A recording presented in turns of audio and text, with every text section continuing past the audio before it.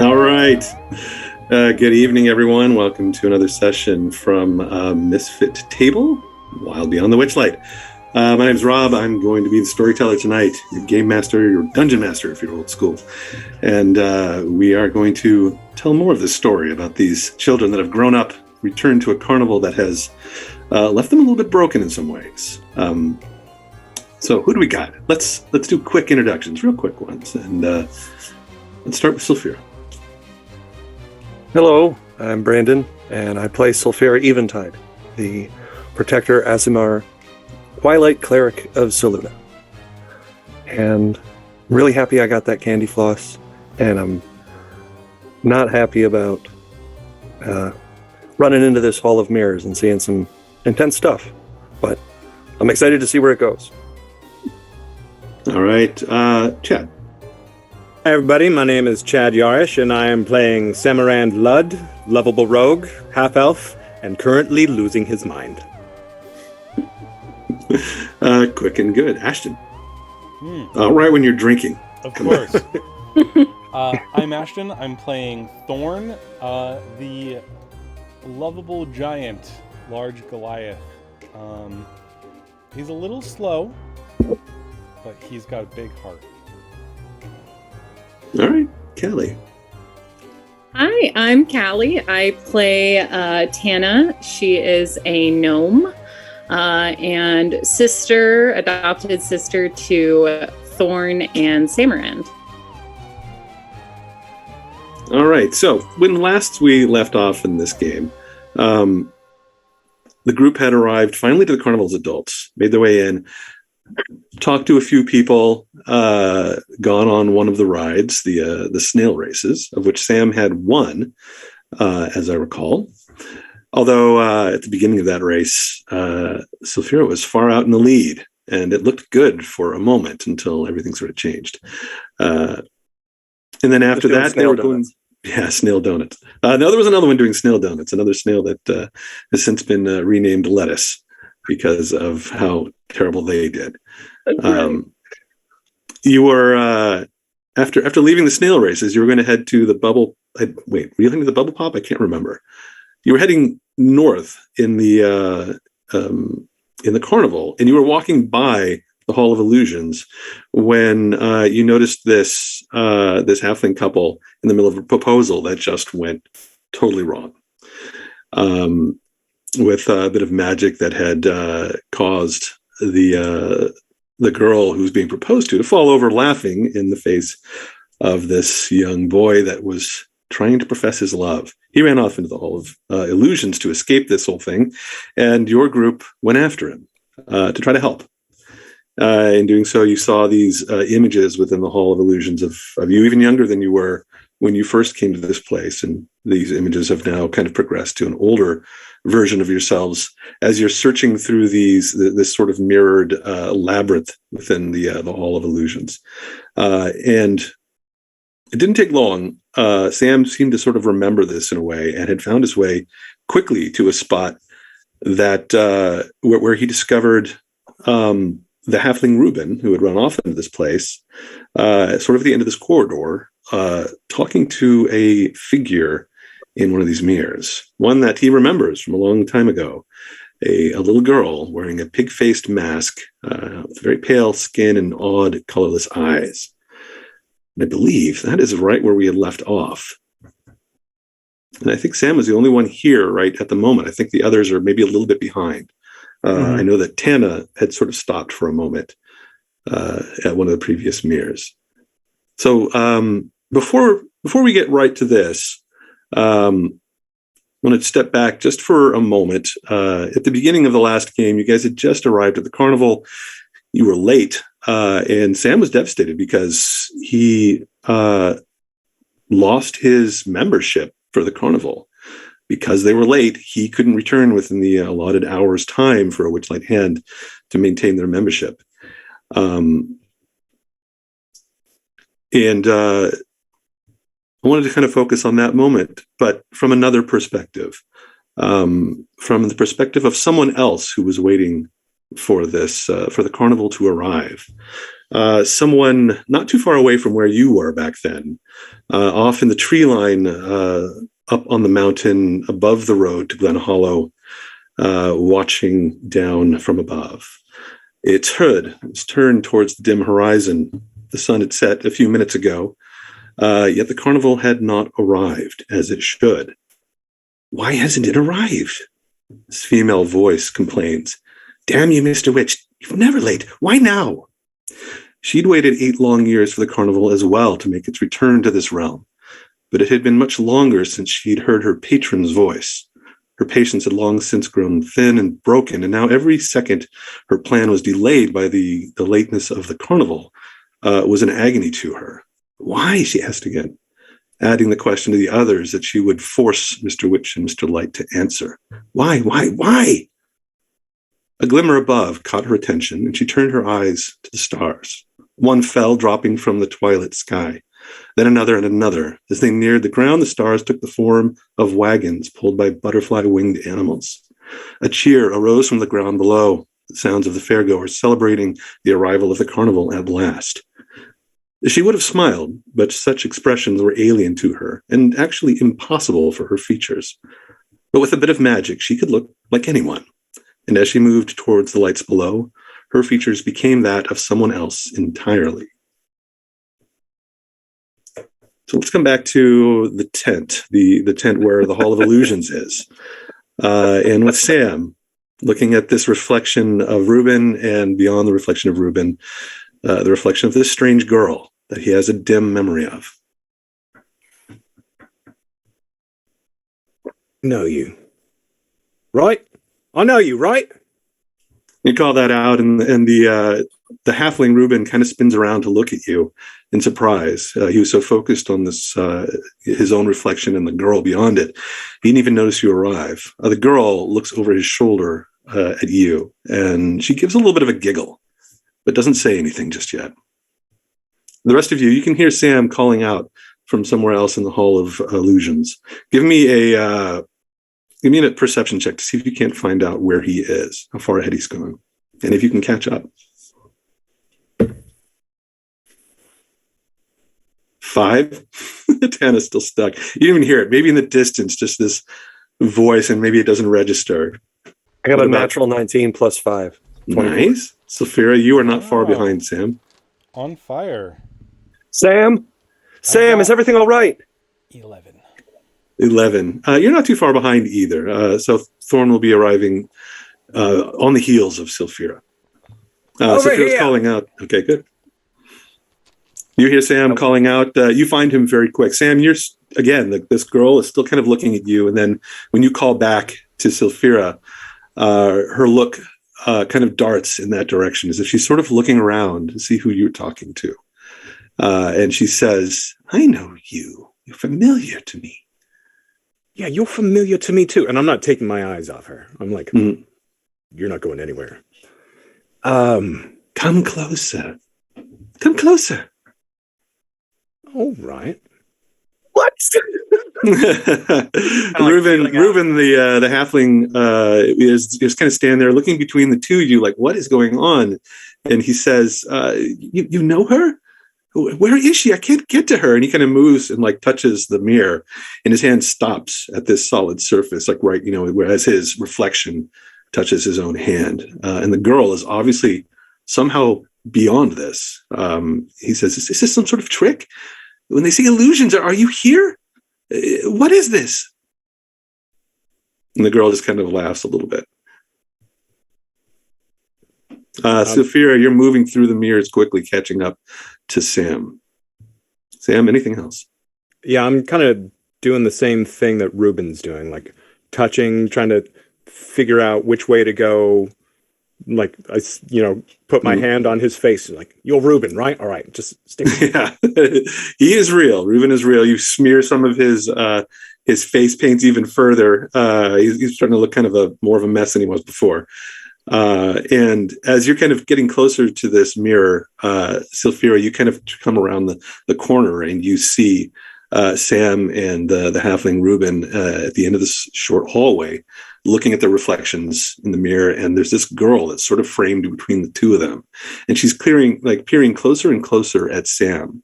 And as she does, you hear her say, and Sophia, you hear this as well, you don't have anything I need. I've already taken it. And then she sort of slips backwards away from you. No. Don't go anywhere. Come back here. Then she slips further and further away. What about Sophia?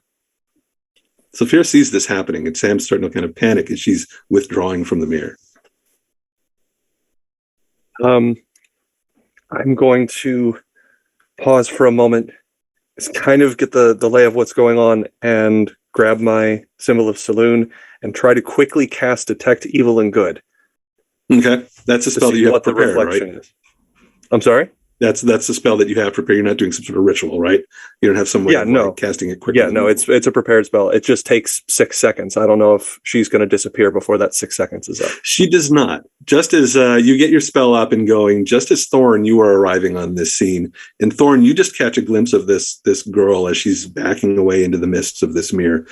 Saphira, you sense a touch of evil. And Sam, you're calling out to this girl, like, telling her not to leave.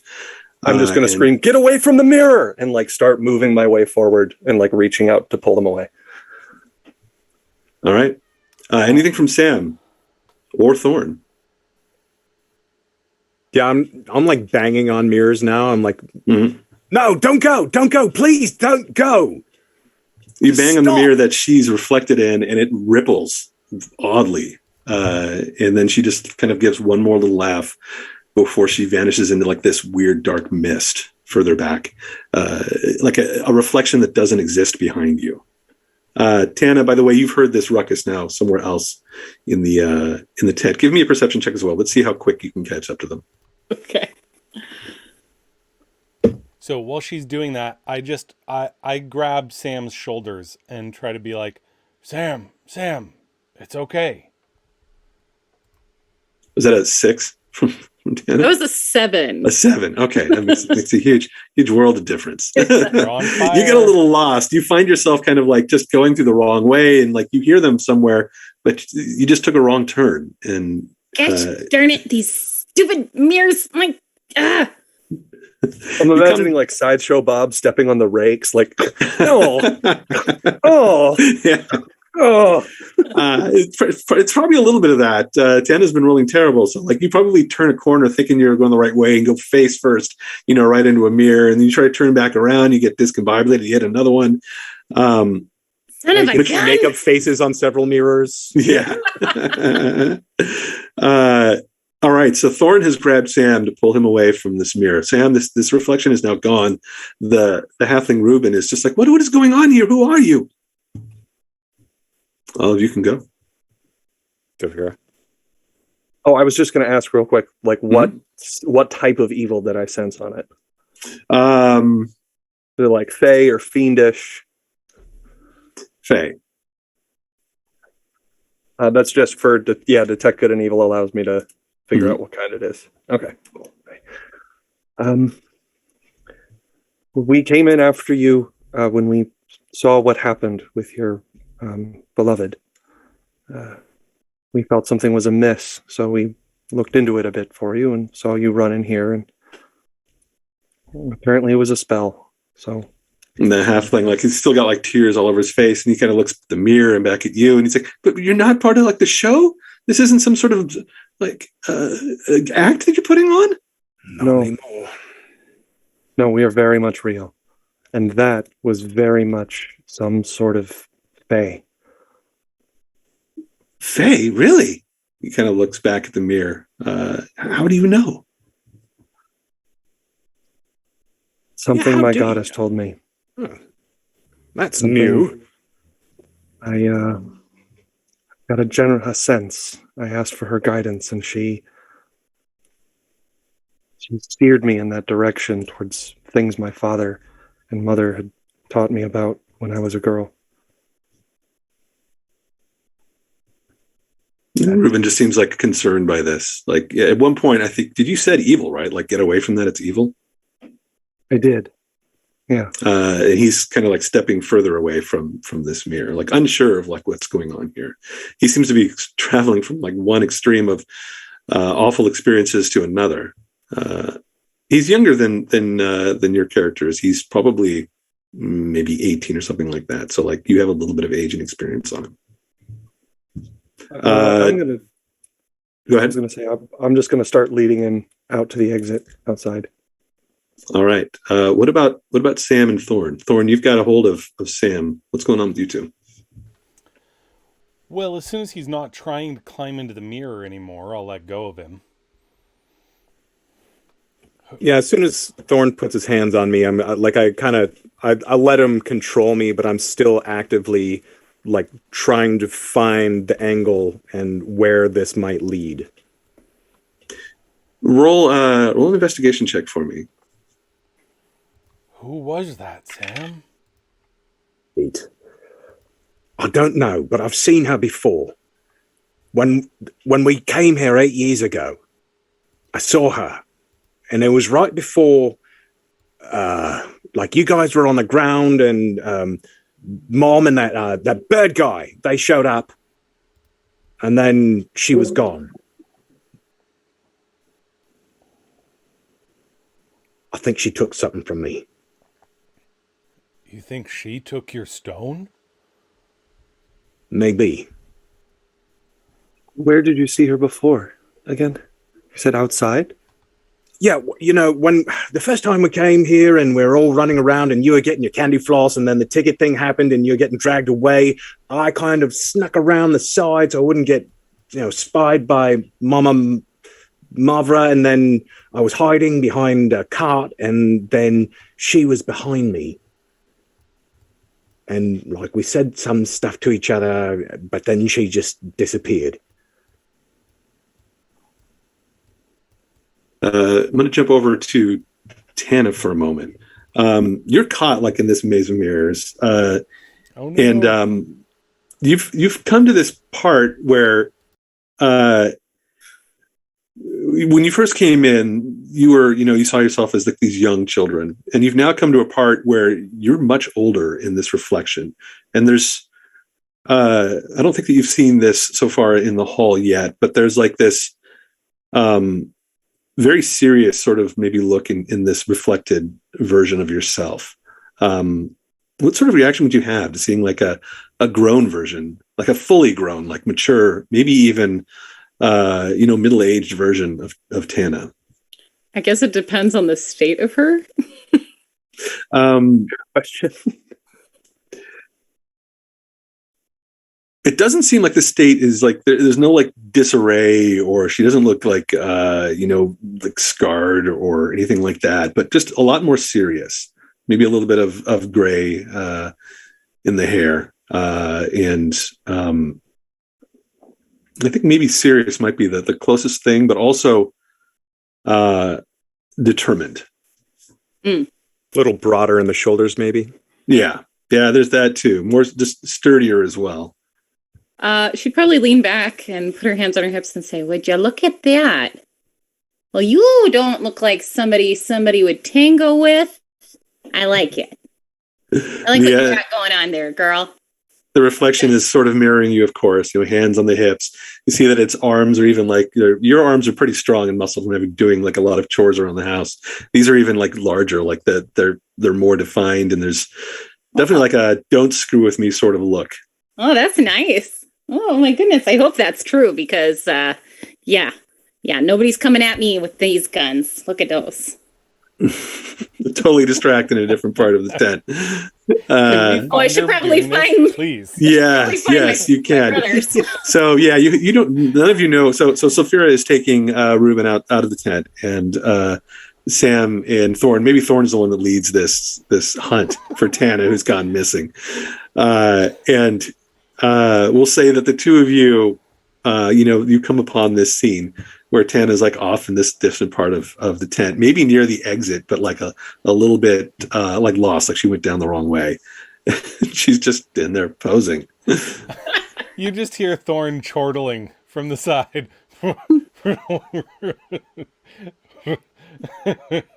Oh, Thorn, yes. Oh, I'm sorry.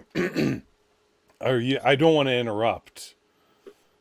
Yeah. I mean, I was enjoying the Hall of Mirrors. Did you find that little halfling? We did. Yeah, we did. Sulfira's taking him outside. We were just coming to find you. Oh, good. Yes, I'm here, and yeah, I'm done. I'm done. If And you she need just kinda another looks- minute, No, I'm fine. I'm fine. And I look back and I just kind of do one of these like real quick. Yeah, no, I'm ready to go. here, I want to go peek in that mirror she's looking in. All right, you go look in the mirror that she's in, and again, you see this aged version of Thorn, big and muscled and a bit grizzled. And there's something sort of hard in their eyes that are staring back at you. Something that's seen the world, and maybe he's almost got like that sort of like 1,000-yard stare that like soldiers get from having witnessed things. Oh, I think he looks a little taken aback and quickly turns away. It's probably nothing. And the other two, if you want to see what is reflected for Thorn or for Tana, you can, but you'll have to step in front of the mirror to do so. I'm leaving pretty much right away. Okay. All right, the three of you make your way out of the Hall of Illusions. You catch up with Sulfira just outside the side entrance, which is like the exit is different than the entrance when you come to this place. You're kind of among some trees and you can see beyond the trees like that lazy river that passes through or passes around the Carnival in the distance. It's a little bit peaceful and quiet here. Like I said before, the Hall of Illusions is not a very popular place for people. There's not a whole lot that come here. And right now, it's just the four of you and Reuben. And Reuben is he's talking to Sulfira and saying, "You said it was just magic out there. That this was all just like a big trick." Excuse me. I don't know what the rest of the maze is supposed to be, other than it showing you age. But that girl in the mask was not. I don't think she was part of it. I think she was maybe something else. Girl in the mask? I thought it was the fortune telling machine outside. Well, there's that too. But Yeah. when we found Reuben, he was talking to a girl in a pig-faced mask, and I've seen her before. Oh? Yeah. Anyway, I'll go get Wayne. You guys stay here, calm him down, wipe his face up. I'll be right back. I'm going to keep calming him down, and I'm going to do just that. If I had prestidigitation, I would use that, but no, I'm going to use like a soft cloth and like try to. You're going to try to clean him up? All right. You do so as Sam. You run to the front. Is Sam just doing that, or should I ask if there was like any other thing that Sam is up to as he runs around the front of this tent? Well, he's kind of looking around and see if there's other ways that Pigface Girl might have come out, but no. Give me another investigation check.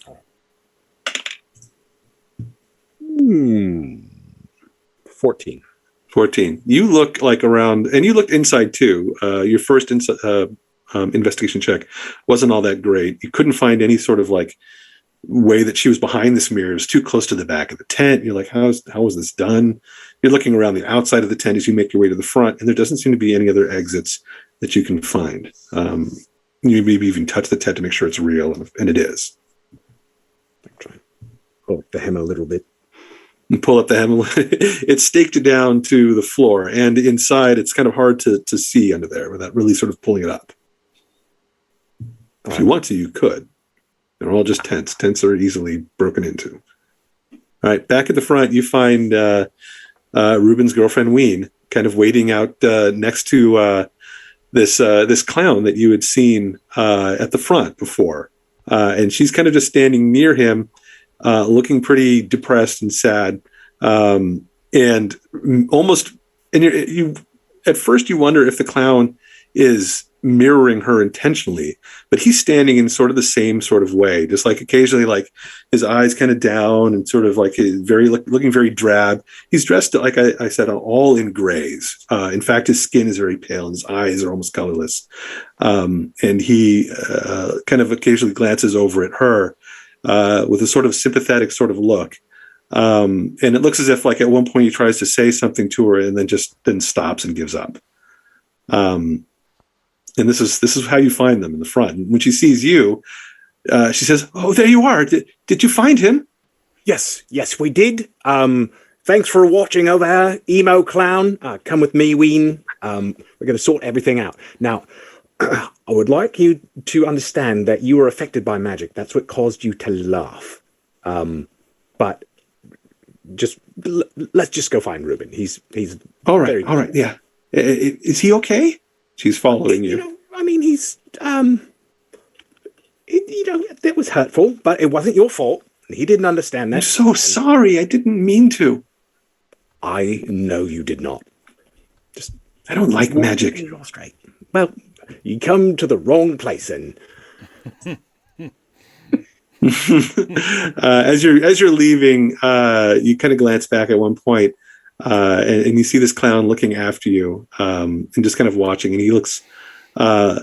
There's a bit of sadness in his face, as well as sort of like a tiny bit of hopefulness, as if like you're taking someone away from him that he couldn't help, but he seems very happy that you're able to do it. But there's still something off about him.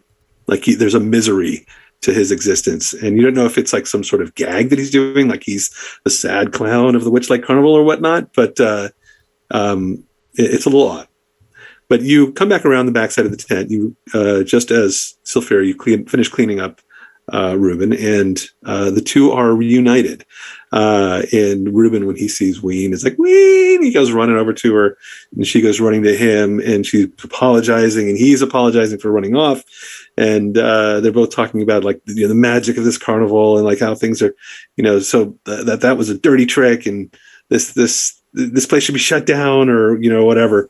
And but they reunite, and they quickly forget about these troubles as Ruben says, "I love you," and she says, "I love you back." And I know that you were trying to ask me something, and I saw you pulling that out. And he says, "Yes, I was going to ask you to marry me." And he drops to his knee, and he reaches into his pockets and he pulls out this little like ring case, and he opens it up. It's got a very simple ring in it,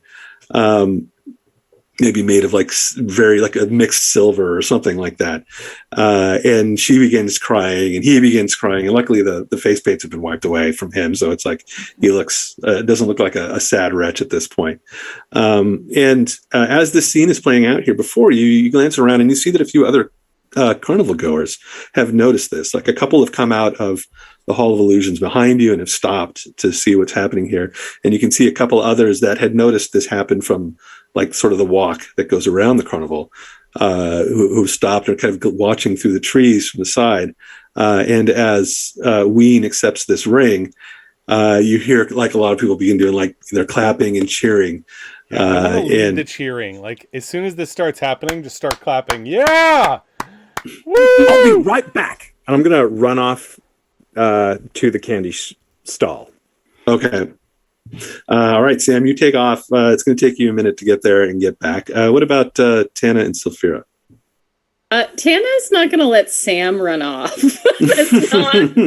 No, Does he start going? You just like grab him by the hood. He's like, whoa. If she could, she's tiny. Pretty strong though, right? It's stronger than Sam, actually. That's true. I could like just half grab his his size. belt and be like, "Mm-mm." Yep. Just grab her hand. I'm like, come on. We'll be right back. I promise. I'll come with you.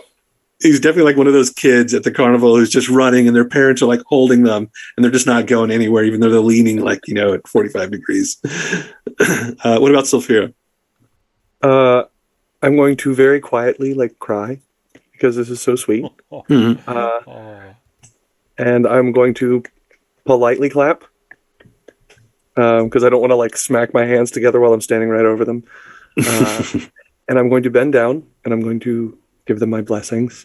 And I'm going to tap the ring with my finger and cast light, but like very, very controlled Obviously not Okay. like 20 feet of bright light all of a sudden, but like a nice glow around it. Ween screams in fear, magic, and runs off. Bad idea. Oh no, I was trying to do good. So was the carnival, or maybe not. But yeah, it has the effect that you wanted. They've already, they're hugging, and like the Ween steps back and looks at the ring, which is glowing now, and looks to you and kind of lunges over to give Sulfira a hug. Meanwhile, Sam and Tana, you're kind of being dragged, away from this scene. Are you going, both of you, or are you going to keep him here? What do you say, Sam, when I grab your belt? Come with me. We'll be right back. I promise. All right. All right. 2, you run off. Be safe. Yeah. You run off into the carnival looking for a candy stall. You know that Sulfira found one that's not too far away near the big top. What about Thorn? Thorn is just cheering and leading the rest of the carnival goers in this celebration. Is there anything else you want to do? Not really at the moment. Just kind of be there to support them. He's really excited for these two, and 2 chances out of 3, he hasn't noticed half his friends have left. All right. So this plays out. They hug, they hold hands, and they talk about going home and celebrating. And they've had enough of the carnival for the night. Too many ups and too many downs, and they're afraid that there might be another down before the night is over. So they're leaving on a high. As they leave, people are like shouting and cheering and waving them on. Somebody throws some flowers in their direction, and she catches one, and he just kind of waves, and they head off into the crowd and vanish from your lives. Maybe you'll see them again in Glen Hollow as a couple with children in some years. Who knows? Unfortunately, they leave probably before Sam and Tana return, because they don't stick around very long, and it takes you a little bit of time to find a candy stall, get through the line, and purchase some stuff. What did you want to get, Sam? Rock candy. So Sam is purchasing candy. But it's something. Does Tana get in on this too? Now that there's like loads of candy and sweets and stuff around. At first, she kind of is like, no, she's above it, but then she sees a candy apple and loses her resolve. All right, both of you punch your tickets, and actually, a point of clarification: I have a ticket that's infinitely good. So that's right. When you pull out your ticket, the guy behind the stall says, "Oh, right, yeah, that's right, Sam, right? What's your name?" Yeah, you are Billy. Billy, yes. Good to see you. Look, little favor, if you don't mind. 2 of those rock candy sticks and candied apple for my friend here. All right. There you go. He pulls it out, and you don't have to pay for any of these things. Like, you kind of pull your ticket out, but Sam, and you can use this to a certain amount. Like, you can't just walk off with like an armful of candy. They'll probably stop you at some point. But you can definitely get like sort of free things for your friends while you're here.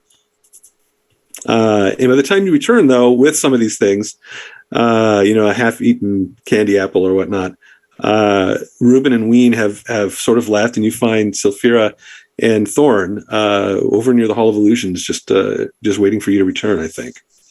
Oh, there you are. Where'd they go? Well, they went home. Enough of magic for one night, I think. Well, wouldn't I had to have passed them on the way? If they were leaving towards the entrance and the candy stall was near the entrance. Well, they went... Can I point which direction they went? They went in the same general direction, but there's a lot of... If you're early on in the carnival, and there's a lot of people here right now, and they may have left sooner than they were even done at the stall. All right. I'm going to take a big bite of my candy apple and then just kind of go over to the entrance again of the Hall of Mirrors and kind of look at this fortune-telling machine, kind of like walk all around it, studying it. How close do you want to get to it? She's going to get real close. Roll a wisdom saving throw. Oh, boy. Oh my god. I take it that's I'm bad. rolling so terribly, Nat guys. one, nat one, nat Did you one. get a nat It one? was not a nat 1, it was a 3. 3. Okay, so you're coming in, looking at this thing very skeptically. You're getting ready to interrogate this mannequin, maybe add it to your wall of conspiracy theory stuff. And as you get close, you realize that there's just something funny about this whole situation, and you just can't help but start to chuckle, and then that chuckle turns into a guffaw, and suddenly you find yourself just howling in laughter and falling to the ground and rolling around, unable to stop. All right. And I'm going to go over, all right. I'll just pick her up as best I can. Let's get you away from this thing. roll another save for Tana. All right. Thorn's just like, what's she laughing at? Anna's hideous laughter. Tana's hideous. Yeah. Oh, that's much better. That's a dirty 20. A dirty 20. Okay, so you only succumb to it for about 6-7 seconds or so before you manage to shrug it off and withstand this sudden urge to laugh inappropriately. That seems a little discordant with what's inside the tent, with what's outside the tent. You should look into that. And I point out the clown. And the clown is kind of inside, and when he looks at you, he kind of gestures a little bit and says, and just kind of looks down at the ground. I'm going to go over to him with one of the rock candies. I'm like, here you go, mate. He kind of takes it out of your hand and looks at it, and then looks at you, and as if he's going to say something, but nothing comes out.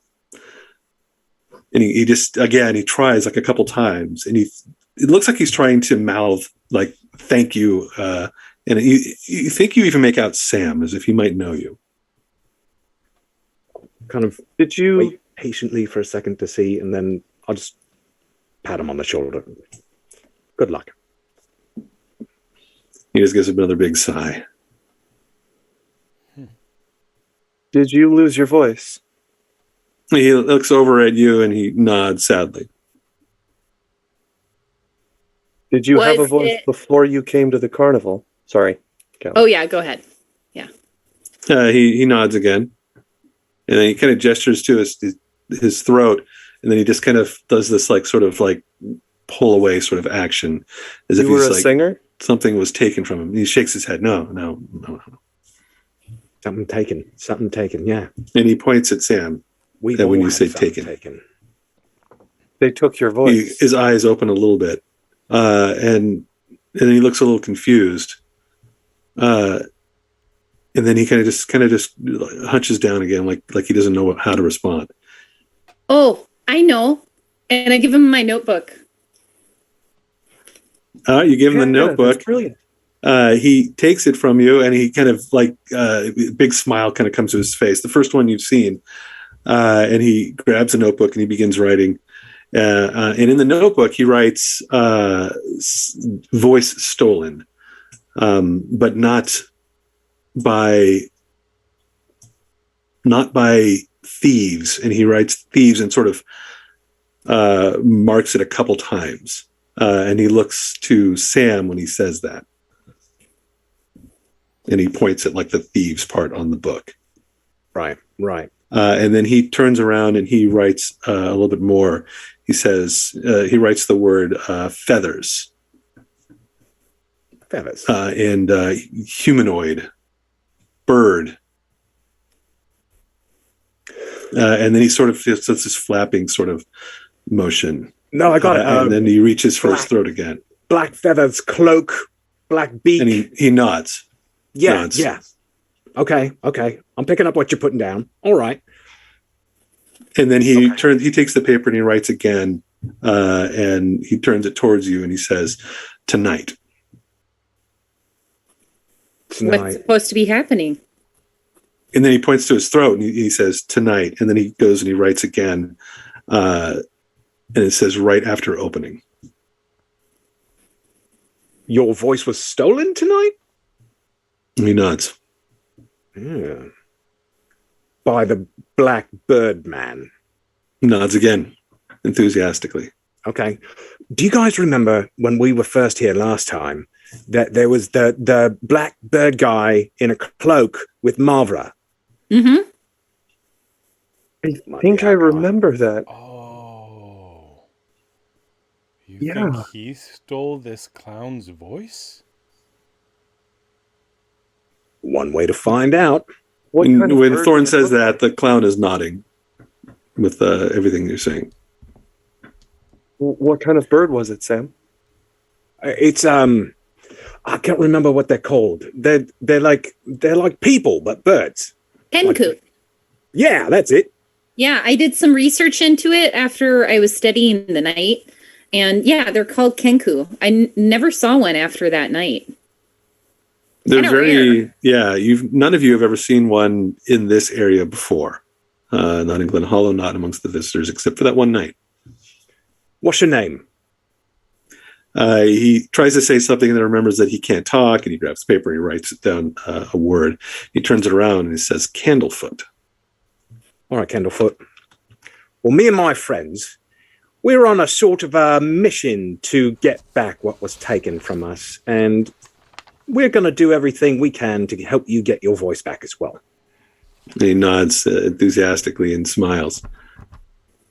And then he points to the Hall of Illusions and to himself, and he kind of shrugs and he gets a little frustrated and then kind of goes to the book and starts writing again. Right. You have to stay here. You're doing your duty, whatever. He stops writing and nods and kind of like an exasperated, like, I can't leave type of expression. No, that's all right. We got you. And for a moment, he does this sort of thing where like he pretends to like go and run out like into the crowds and then gets sort of like jerked back as if something's like pulling him. And you have vague memories of this guy being a mime in the carnival. Knew that was coming. And he's dressed a little bit like one, but a little bit almost more drab than you recall.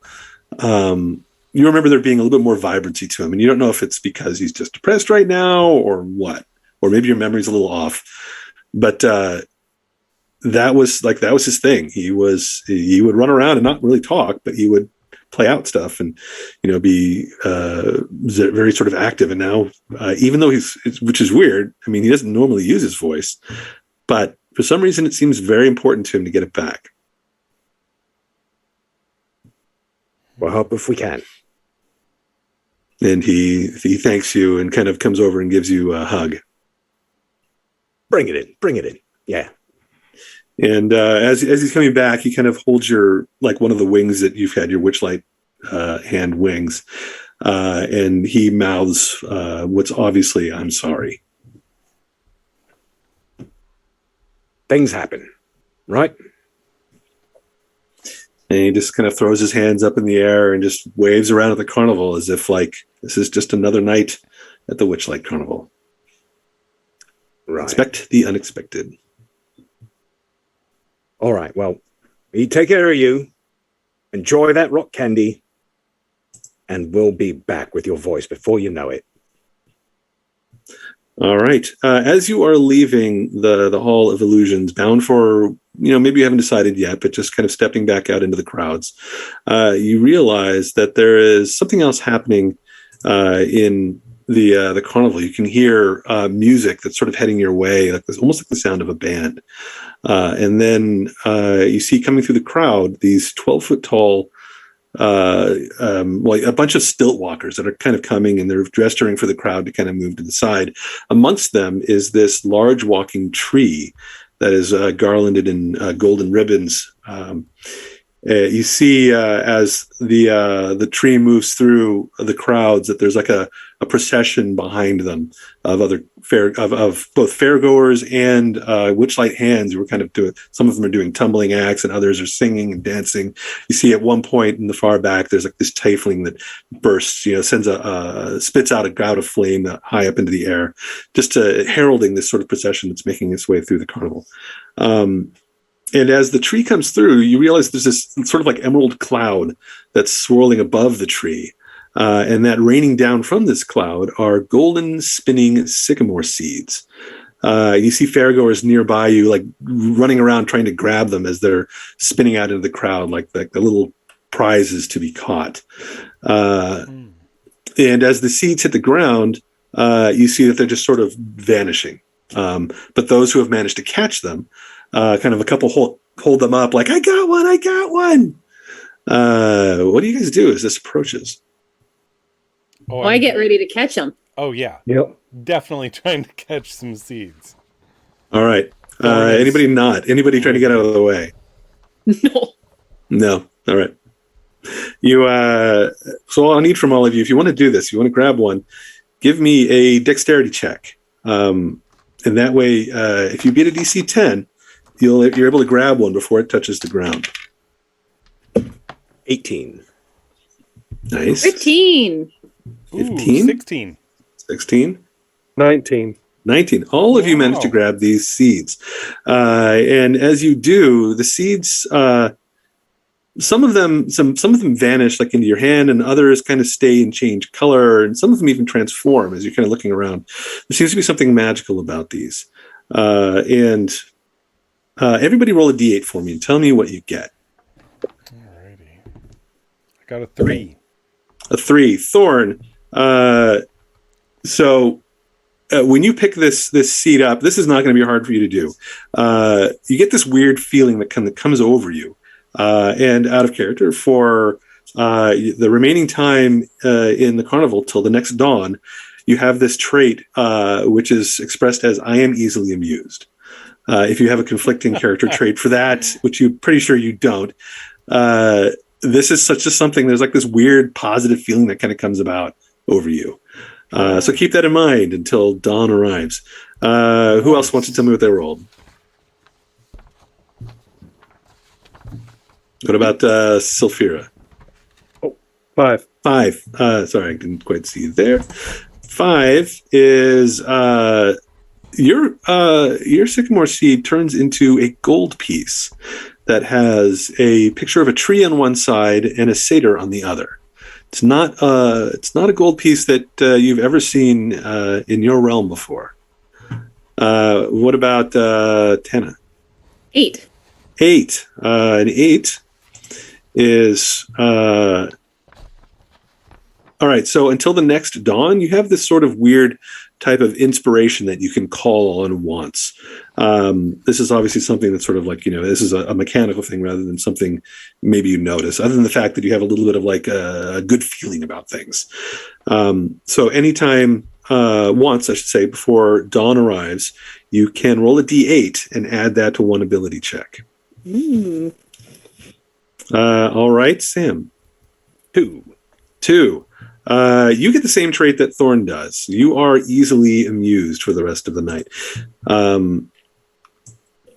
And Sam, having also been a Witchlight hand at this place before, these things, they're kind of familiar to you. Like you remember these sort of things happening in vague memories from the past. It's just sort of like it's a way to kick off the carnival and put everybody in the mood and give them a little gift right at the start, so that some of them feel like maybe they've just, those that have spent 8 silver to get in, some of them come back with a little bit more. Others just have this good feeling all night long, and that is what happens. Now, I want everybody actually, to roll a d20, and let me know who rolls the highest. 19. Oh, well, you beat me. Beat me. All right. Was that a 19? Wait, is 19 higher than 4? I wasn't. All right. So as the tree it kind of moves by you, you see kind of running amongst the branches of its head is that small red chipmunk that you saw earlier, or squirrel, I should say. And it, as it is running through, it's got this like a giant bouquet that it's holding of what appears to be like dandelion heads. And as it's kind of running through the branches, it drops down to certain people in the crowd and hands them a dandelion. And then it runs back and hands it to sort of like kind of random people. And whoever it was that rolled the highest gets one of these little dandelion heads. Who was that again? Who's the one that rolled the 19? It's Sam. That's appropriate, I suppose. Sam wins at everything. Maybe you guys are getting jealous now. You have to start sabotaging him in different games. I am easily amused. I think this is great. It's true. All right. The procession moves on, and eventually the road is cleared. You realize you might bump into this again in another part of the carnival. It kind of travels around for about 20 minutes before it's over. Where are you guys planning on going next? Do you need any suggestions? Things that are nearby? I think you were planning on going to the Bubble Pop Teapot, which is right around the corner. The Big Top is nearby, although there's probably not much going on there right now. Sam, you know that in the middle of the night, they have the Big Top Extravaganza, which is sort of that's when everything really happens. That's when all the performers do their big acts. They have side acts that happen there now, so there are things to see there, but they're kind of random. I vote for Bubbles. Sure. And All then right. we can get like a view of the whole carnival. Mm-hmm, mm-hmm. Sounds All right, good. so you head over to the Bubble Pop Teapot. When you arrive there, you see that this teapot's about 20 feet tall. It's on this wooden platform. The surface is painted with whirling and moving imagery of flying dragons that are breathing these streams of bubbles. The door at the base of the teapot allows entry, and you see those that enter, like a moment later, they emerge from the spout of the teapot enclosed in a bubble that detaches and floats off across the carnival. Sitting around the base of the platform are the Witchlight hands that run the Bubble Pop Teapot. They are 7 goblins who are currently just sitting there sipping tea from porcelain cups, and some of them are. It sounds like they're speaking in Goblin. Does anybody speak Goblin? No. I'm surprised if somebody did. You don't know what they're saying, but it sounds as if they are having sort of every time that someone says something, they all kind of think for a moment. Some of them laugh, some of them go and then they go on to the next goblin. Give me an investigation check, because what they're doing is they're speaking another language, but there is sort of like a pattern to it that you might catch up on. 14. 14. 8. 8. Also 14. 14. So this was perception, you said? This is investigation. Investigation, sorry. Yeah, you're looking for, there's like a pattern here to find. I got a 15. 15. All right, so those that rolled 14 and higher, you realize that they're doing rhymes, like all the words that they add, even though you don't understand the goblin words that they're using, they all sort of end with like the same sort of sound, like they're and then and then one of the other goblins is kind of like, and then the other one's like, and they're just kind of like judging each other on whatever they're speaking in Goblin. When you arrive at the front, like you come to there's a little bit of a line here, and as you're coming up, you see that one of the goblins is sort of sitting a little bit closer to the entrance, and there's a table next to him with a sign on it that reads, "The word you intend to say, try saying it in a different way."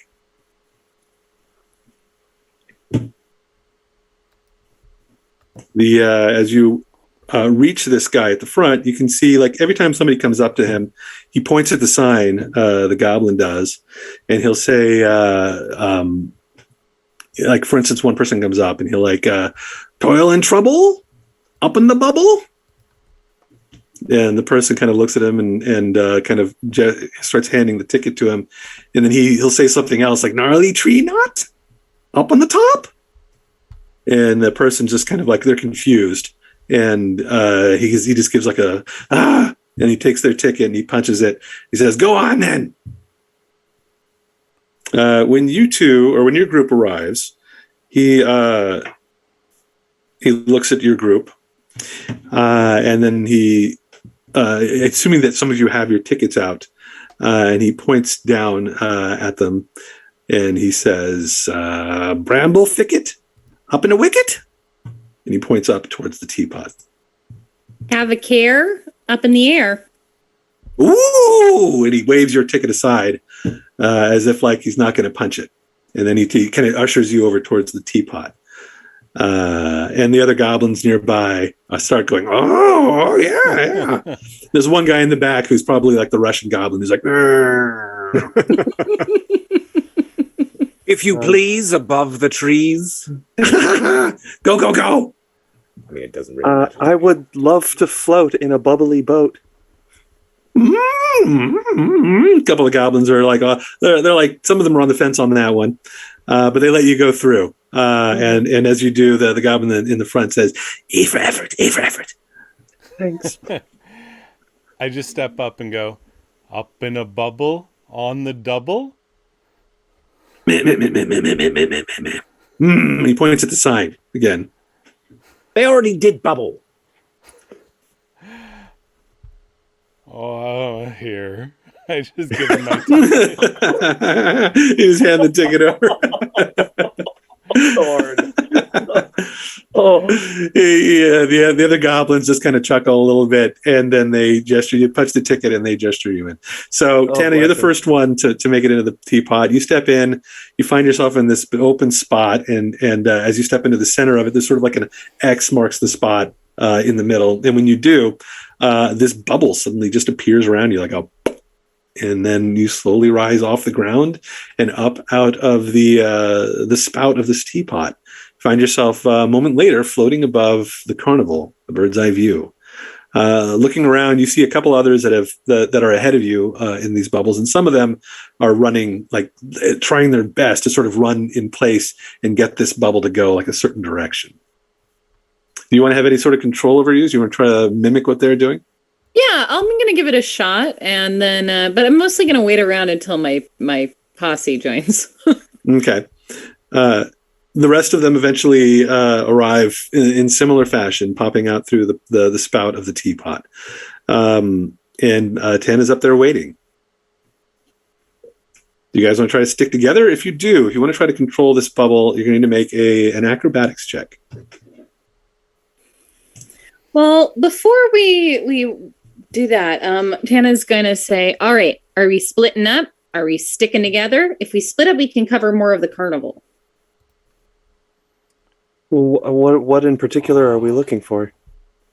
I don't know, a place where the Mr. Witch and Light hang out. I don't know.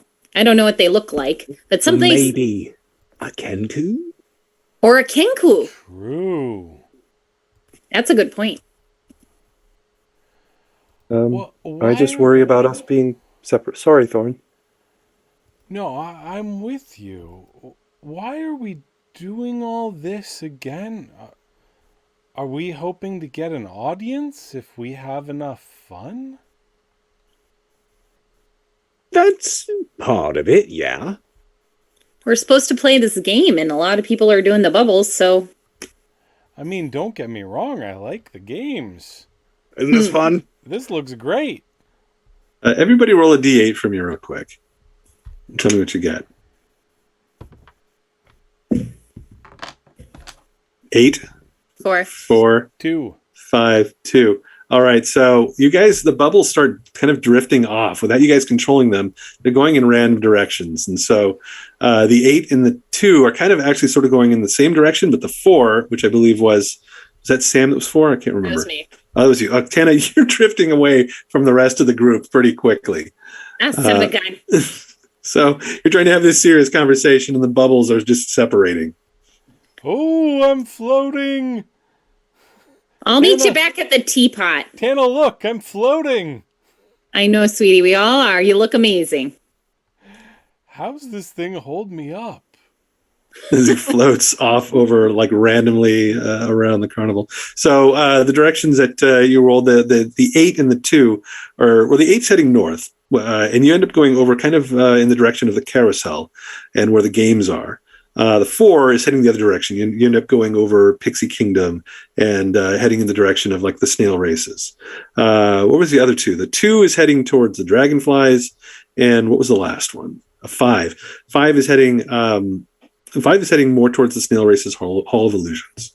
So you guys are all kind of going a slightly different direction. You're drifting slowly, but if you want to be able to control this and go somewhere else, that's where the acrobatics checks come in. Wait up. Wait for me. I'm going to try to go back toward the toward my friends.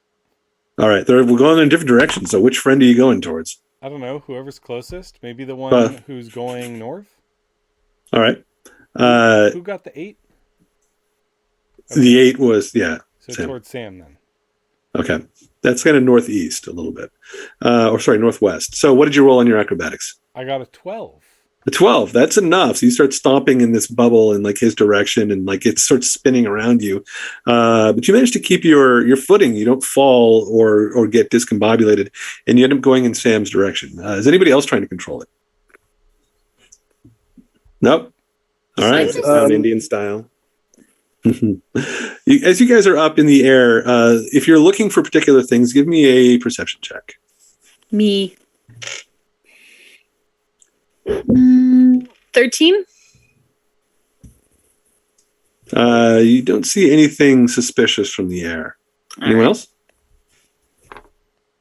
I'd like to try to move along the path, like directly over the road, towards the mines.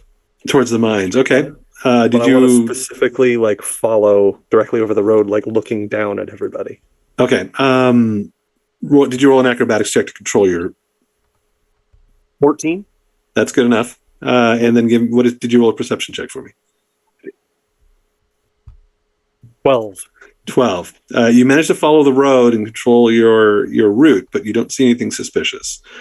Sam and Thorn, what about the two of you? You trying to do aerial reconnaissance? I got a 12. 12 for perception. What about Thorn? I mean, I rolled, but I got a 4. So I'm just focused on trying to get this bubble over to Sam. You managed to catch up to Sam just as the bubbles begin to descend. And all of you kind of end up in different spots of the carnival and separated. Saphira, you're down over near the snails by the time your bubble comes down and pops. And at that point, you don't have any control over it. It seems like there's a set limit as to how long these things exist. And it's just a little bit over a minute. It doesn't last very long. Tana, you are down near the mystery mine. And then we've got Thorn and Sam. You end up, the two of you, coming to rest just outside of what appears to be a lake with a clam shell out in the center of it. There's a few people that have gathered on the shore as if they're waiting for some sort of a show to start. Well, I'm curious. Yeah, for sure. I think that piqued our interest. As we were descending, could I kind of like see where everybody was going and give me another perception check just to see if you could like glance back to see where they may have ended up. 22. 22. Yep. Yeah. You spot them in the distance. You see, I don't know, Tana's probably, it looks like arms crossed, just like, I imagine this bubble is just sort of floating and she's just like, as it just lands over out of sight. And you saw Saphira controlling her bubble and heading kind of around the southern part of the carnival. So you have a general idea where they are. Okay. As we land, I'm like, did you see where the others went? Yeah, I did. But we got time. Let's see what happens here. You think that's a good idea? Thorn, there's one thing I know that no, it probably is not. But we're here anyway to have fun, so let's just wait a moment. We're always rushing around. Let's just stop and enjoy the show for a moment. Thorn looks very confused as he follows Sam over to the water's edge, but then sees something interesting and is like, oh, look! All right. So what about Saphira and Tana? You two are in the southern part of the carnival. You're not sure where the others are. If you want to try to roll like a perception check to see where they ended up, you can do that. But it's probably going to be kind of. Do we at least see each other? Yeah, you're pretty close to each other. You went almost in the same direction. Just kind of awkward wave. All right, Saphira, should we go find the others, or do we want to look for? I don't even know what we're looking for anymore. Kenku? I honestly couldn't tell you. I don't know why we keep playing these games. It doesn't seem like we're getting anywhere with what we want. I think it's the rules. This place It's built around entertainment, right? So maybe if we follow the rules, something will reveal itself. I don't know. Well, we're here at the mine. We could check that out. Sure. Yeah, why Okay. not? Let's give it a shot, and then we'll join the others. Okay. I think they're far away. I'm not sure. And if I know Sam, he's not going to be at the bubble teapot anyway. Well, I saw Thorn catching up to Sam, so if I didn't see Thorn with Sam, I'd be worried about it because you got to keep your eyes on Sam. Okay? It was true when he was a kid, and it looks like it's true now. Oh, very much so. Very much so. Well, You do know that the mine. two of them are to the north, but you don't know exactly where they landed. And, Thorn is easy to spot, so as long as he stays near Sam, we'll be all right. Or as Okay. long as Sam stays near him. Oh, that too. All right, let's since we're already with Sulfira and Tana, and you're standing right outside the gates to this mine cart, this mystery mine ride. You glance over at it, and you see that inside, propelled by magic, you see these mine carts that are laden with fairgoers that are trundling into an opening that's carved like a dragon's mouth. The carts reappear a short time later on the far side of the attraction, and the passengers you see have these different expressions. Some of them are bewildered, others are excited, and a few look a little like frightened, like they saw something scary in there. It's like a weird mix. As you come to the entrance, you see there's a male dwarf there. He's dressed like a wizard, and he's shouting about the mysteries of the mind and the mystery mine. And he's wearing this like big pointy hat. And he's got all the paraphernalia of a wizard, and he's holding this clockwork contraption in his hands that's shaped like a giant eye. And as each fairgoer comes to him and punches their ticket, he looks at them closely with this device as if he's studying them. And the two of you come up, and he looks at you and he says, "Ready to ride the mine carts? Steel yourselves. Think about nice things." And he kind of points the eye at you, and you see it's like his eye is sort of enlarged by this thing as he passes it over you. I haven't finished my candy apple. Can I bring this on the ride? Yes, you can. Okay, good. Just don't drop it in the seats, please. And if you do, let us know. Clean it up. Oh, no, I'm going to tuck it in my belt. It's fine. You. Okay. It's A little fine. sword. Big candy. It's all like stuck to you by the end of the day. All right, he punches your tickets, and the two of you load up into this mine cart. Each cart can hold up to 6 people. I'm going to see how full this one is. This has 4. So the two of you and 2 other fairgoers. There's not a huge line right now, and this is another one of the rides here that is a little kind of. It seems like it's one of those ones where some people go to and others don't. Maybe has a reputation that you've kind of heard of actually in the carnival as being kind of tricky, like everything else in the carnival. When you once you're in your mine cart, you wait just for a moment as they strap you in, and then the minecart heads off and passes into the mouth of this dragon. As you pass through it, suddenly the entire landscape changes around you. It must be some sort of an illusion, because suddenly you're amongst these undulating hills. You see these weird corkscrewing trees and like giant rainbows off in the clouds. It's obviously you're not where you were before. And this doesn't look familiar at all. It's just weird fantasy land that you have arrived into. People around you in the cart are like, oohing and awing at this. And I need something from both of you, and that is, tell me what your character's greatest fear is. Oh, great. And let's start with Sulfira first. On the spot. Okay. Oh, Mm-hmm.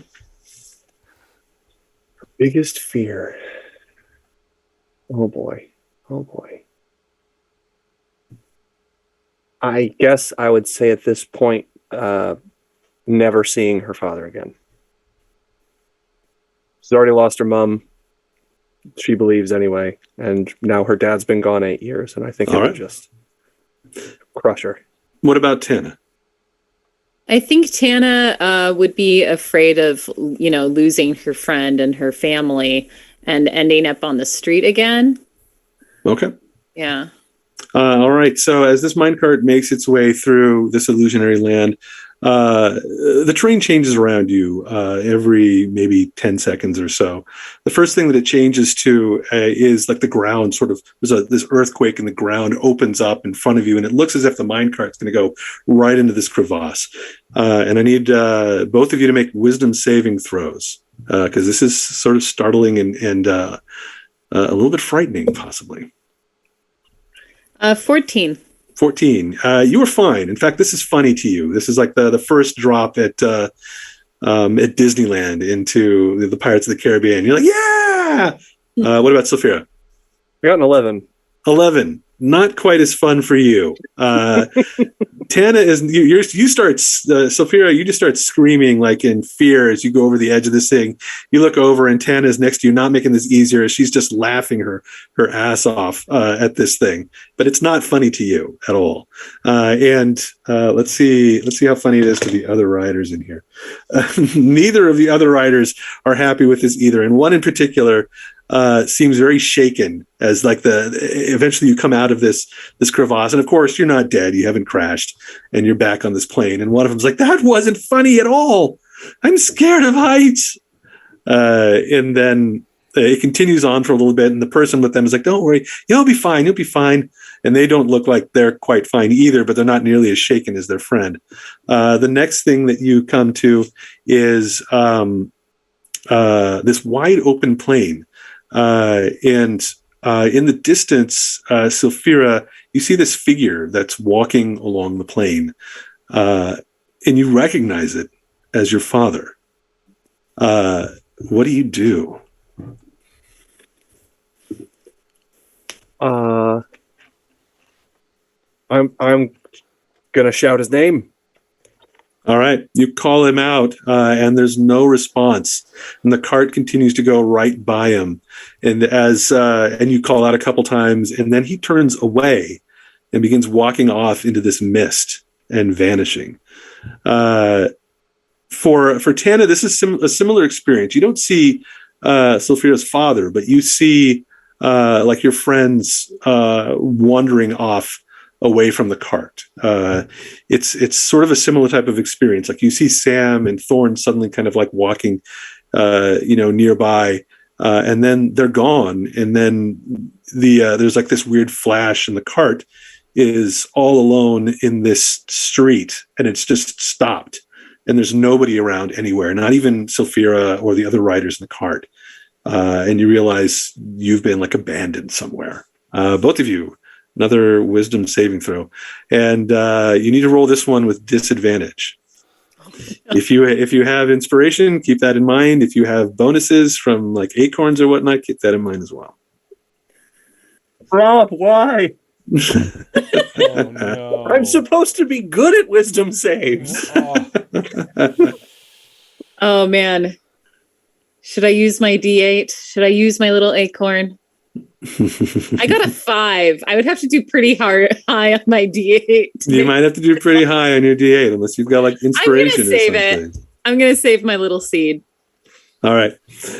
So the two of you are traumatized by this experience. A 6. That was a 6 for Sylphira. Oh. 7. 7. Yeah, all right. You were warned about this ride, and the warnings were correct. You're only like this is only a moment, maybe like 10 12 seconds or whatnot, but it feels like it's an eternity, and it feels very real. And then suddenly there's this flash, and you're back on the cart with everyone else and traveling up into a mountain. And as you do, up in the mountain, you see up ahead that there are trees lining like the area where the cart goes through, and they're all on fire. And one of the persons in the cart is like, no, turn it around.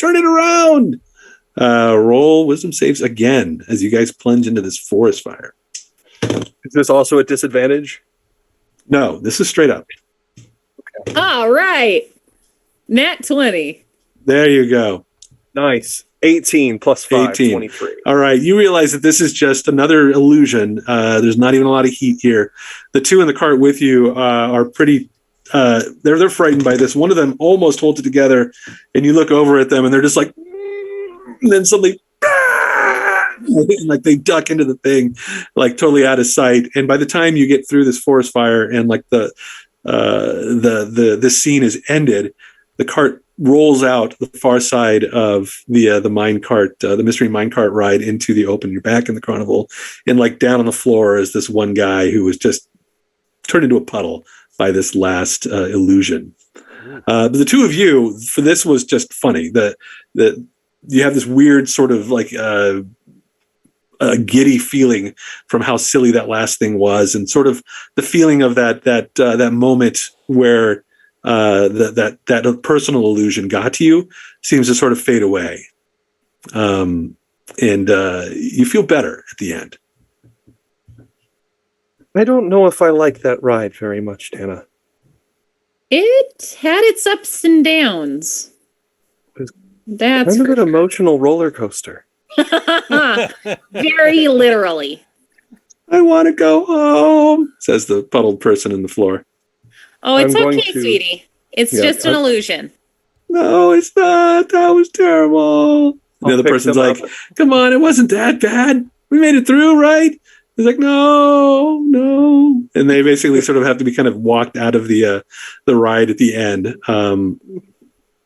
And that is the horror of the minecart mystery mine. And while this is happening, and you guys are recovering at the end, what do Sophia and Tana do, like as they're walking away from this experience? Tana's going to say, well, it seems like this carnival, it likes to invade the privacy of my mind, and I'm not for it. And our No, sorry, bodies, Bob. too. That poor clown had his voice stolen. We've all had things stolen here. Well, I don't know if that's the carnival or just some people who like to come to the carnival. Who knows? I get a bad feeling about this carnival. No, I do too. And that giant cat had her kitten taken away. Like, what's going on? And the child in the pig mask in the mirror? Yeah, I didn't see that one, but that sounds dang spooky. It was talking to Sam. Like it addressed him as if they knew each other. I didn't hear what they said, but... Well, if we see her again, we just grab her by that pig-faced snout and make her talk. Perhaps asking, please. What did you sense from her? Evil. Yeah, no, we're grabbing her by the snout. That's the Okay. plan. Okay. Shall we All find right. the others? Yes, of course. All right, the two of you head off in the direction you last saw your other friends. And at this point, we're about to go back to the two to the north. But let's take a 5-minute break, and we'll come in fresh for this next event. All right. All right, everybody, hold on. We'll be back in about 5 minutes. We'll be right back. We'll be right back. After the messages from our non-existent sponsors. This episode brought to you by Blammo. Would you have allowed me to find a Witchlight hand to ask what the coin is?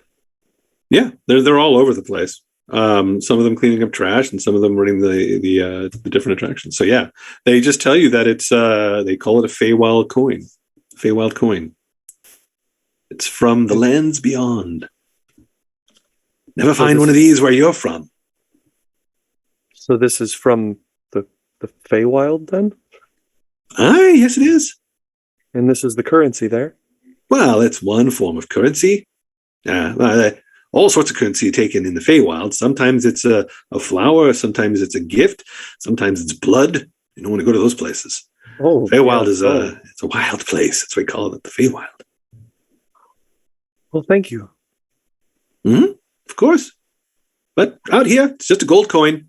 At least that's what I think. Could turn it in and get a ticket. I might have to do that. Could get 3 child tickets if you want. if you got children. I don't. It's a shame. Children are such wonderful things. They certainly are. Yes, yes. Joyful, fun, and sometimes horrible and dangerous, and they'll set your heart racing, much like the carnival. Yes. Yes. Yes. And then when they grow up, someday, hopefully you'll remember them fondly. Or just be glad to get rid of them. Who knows? Thank you. Slip away. Goodbye, strange witchlight hand person. Turn away. They're just waving at you. Goodbye. Have fun at the carnival. Was he just talking to me with like a sock puppet the whole time? Not this one. No, not this one. There are some that do. They're just not this one. He's just waving goodbye very creepily, like he's speaking with his hand.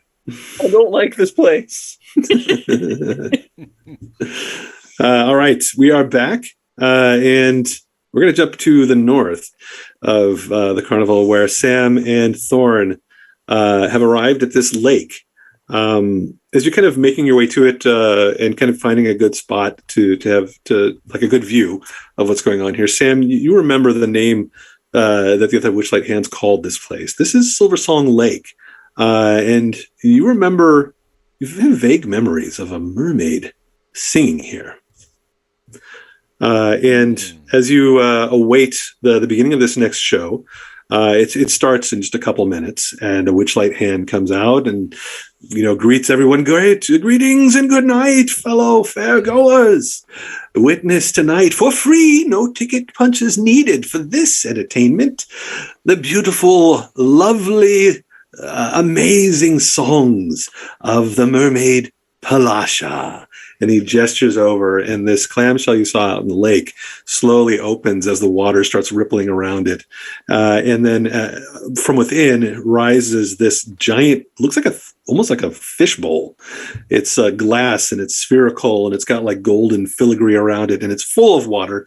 And in the center of it is this mermaid, sort of bluish skin with purplish fins, dressed in like gold and whatnot. And as it rises up into view, she begins singing inside of this bowl. And the acoustics reverberate from the bowl itself, sounding almost a little bit tinny in a way, but haunting and beautiful as she performs for those that have gathered on the lake. And as she does, this song, it captivates a lot of the spectators here on the lakeshore. And you see out in the water of the lake, sculptures begin to form and whirl around her as she performs of different things. Like you see unicorns and fairies, and they'll pop up out of the water for a moment and then collapse back in as this performance goes on. And about 2 or 3 minutes into this performance, though, and you're all like this, she's obviously very talented. And everyone is captivated by this. Almost everyone. As you're listening, suddenly this moment is broken by a sudden voice, like a loud, shrill voice somewhere in the crowd that just yells, "Boo! Boo!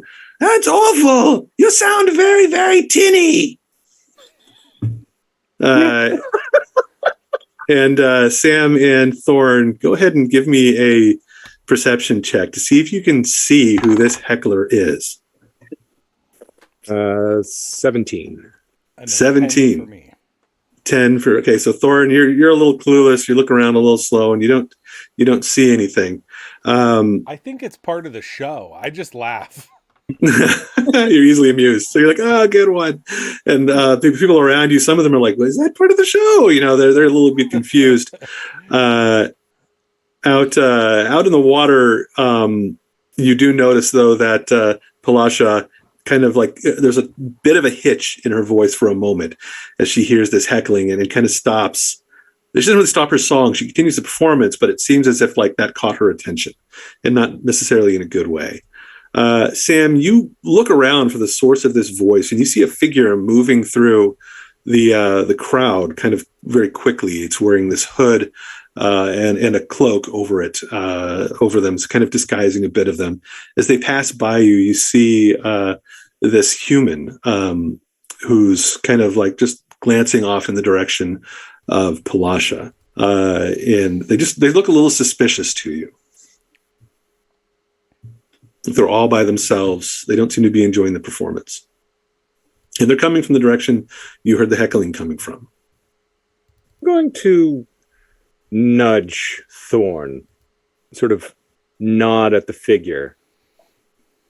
And then as they pass by, I'm going to trail them with my eyes for a little bit and then start following them.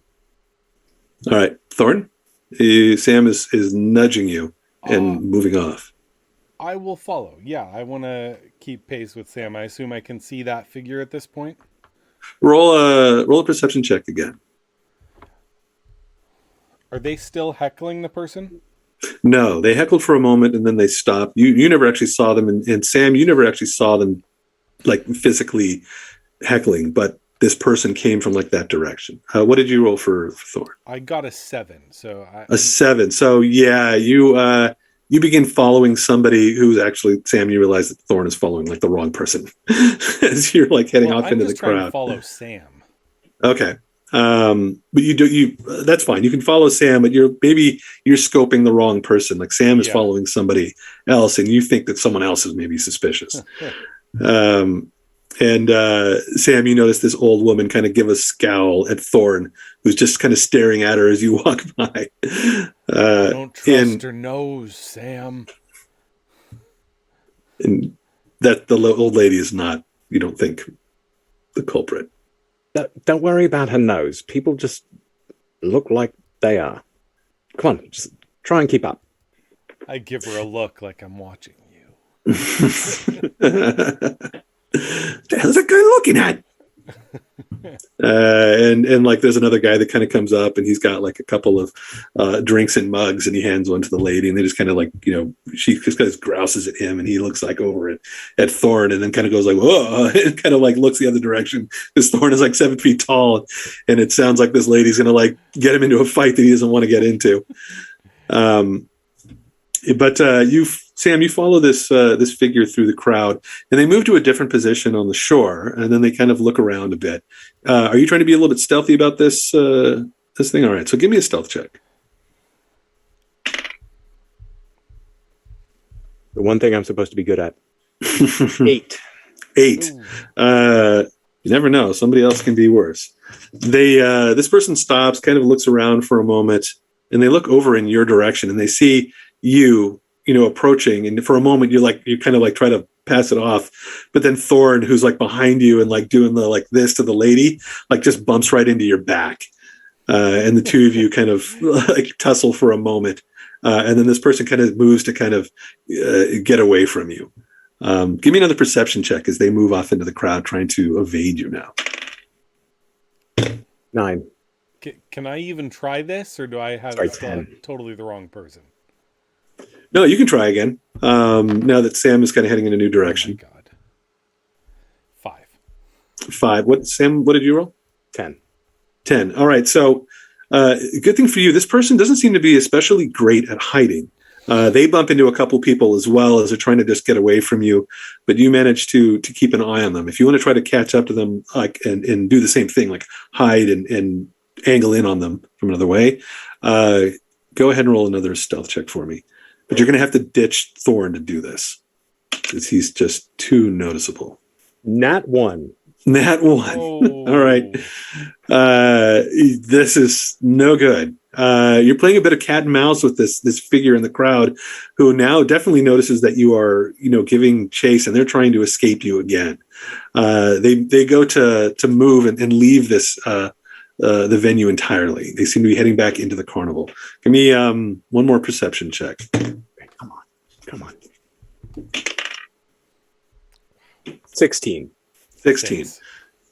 6 for Thorn. Thorn, you're following Sam, but you have no idea who he's following. You don't know what's going on here. I'm getting more and more baffled the longer this goes on. I have never seen this person. No, you have not. You still have not seen them. You don't know what Sam's following.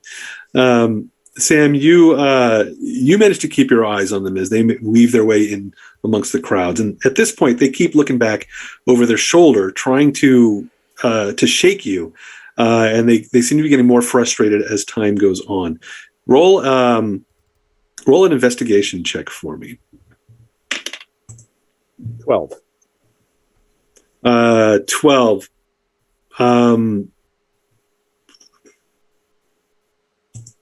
All right, so you don't discover anything else in this time, but you're still shadowing them, and if this goes on, I mean, they seem you're gonna have to ditch them some way, or I don't know. Tell me what you're gonna do, because right now this is cat and mouse. You both know each other, or you're following them. They know it. They also see Thorn, who's just sort of stomping around behind you, totally clueless. All right. I'm at this point, I'm just gonna sort of mark the direction that they went, and I'll stop following and just sort of watch them for a while, and then you know what? Let's go find the others. Come on, Thorn. What did we just do? I thought I saw something, but no, it wasn't working out. So but forget about it. It was probably nothing. But Sam, the mermaid, she's still singing. All right, well, let's go hear her finish the song then. Yeah. Thorn gives a big smile and just listens to the mermaid.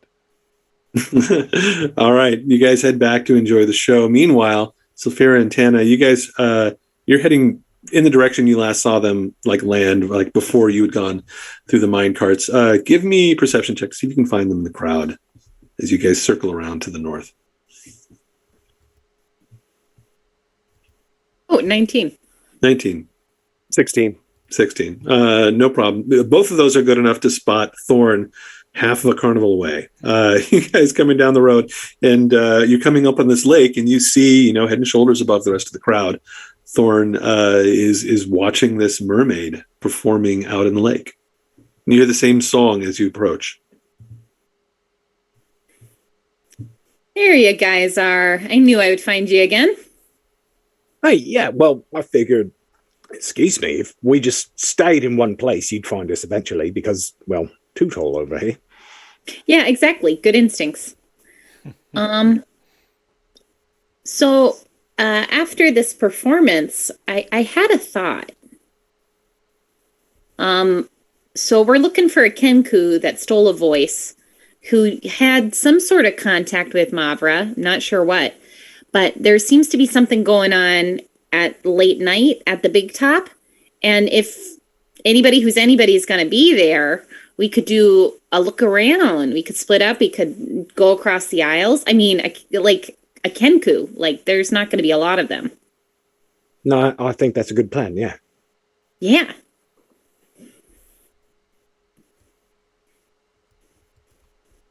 Oh, hi, Right. Tana. Oh, are you enjoying the mermaid there, Thorn? It's a real mermaid. Oh, that's beautiful. She's almost as pretty as you, Sulfira. Thank you. Sulfira's prettier. That's Oh. what I said. Yeah. Thank you. I need to go get another ticket. I only have one punch left, and I want to make sure that nothing happens if I punch the last one. Should we meet at the big top, or? Let's all stick together. That's enough splitting up for me. Yeah, it makes me think it's nervous. 2 punches for the big top show, though, right? Big Top Show is free. Oh, Oh, there we go. okay. How much time do we have before the big top show? About 3 hours. You're coming up on your sort of your first hour after you've listened to the rest of this performance from the mermaid and done a couple things. It's maybe a little bit more than an hour, I think, at this point. Maybe an hour and a half. All right. Well, So you have about an hour and a half left before. let's go get you a new ticket. Anyone else need a new ticket? And let's go play some games. Oh, that's a good plan. That sounds fun. Anything. You guys don't need to go to the Mines of Mystery. They were bad. Overrated. Yeah. I think Go to the- Sam knows about them too.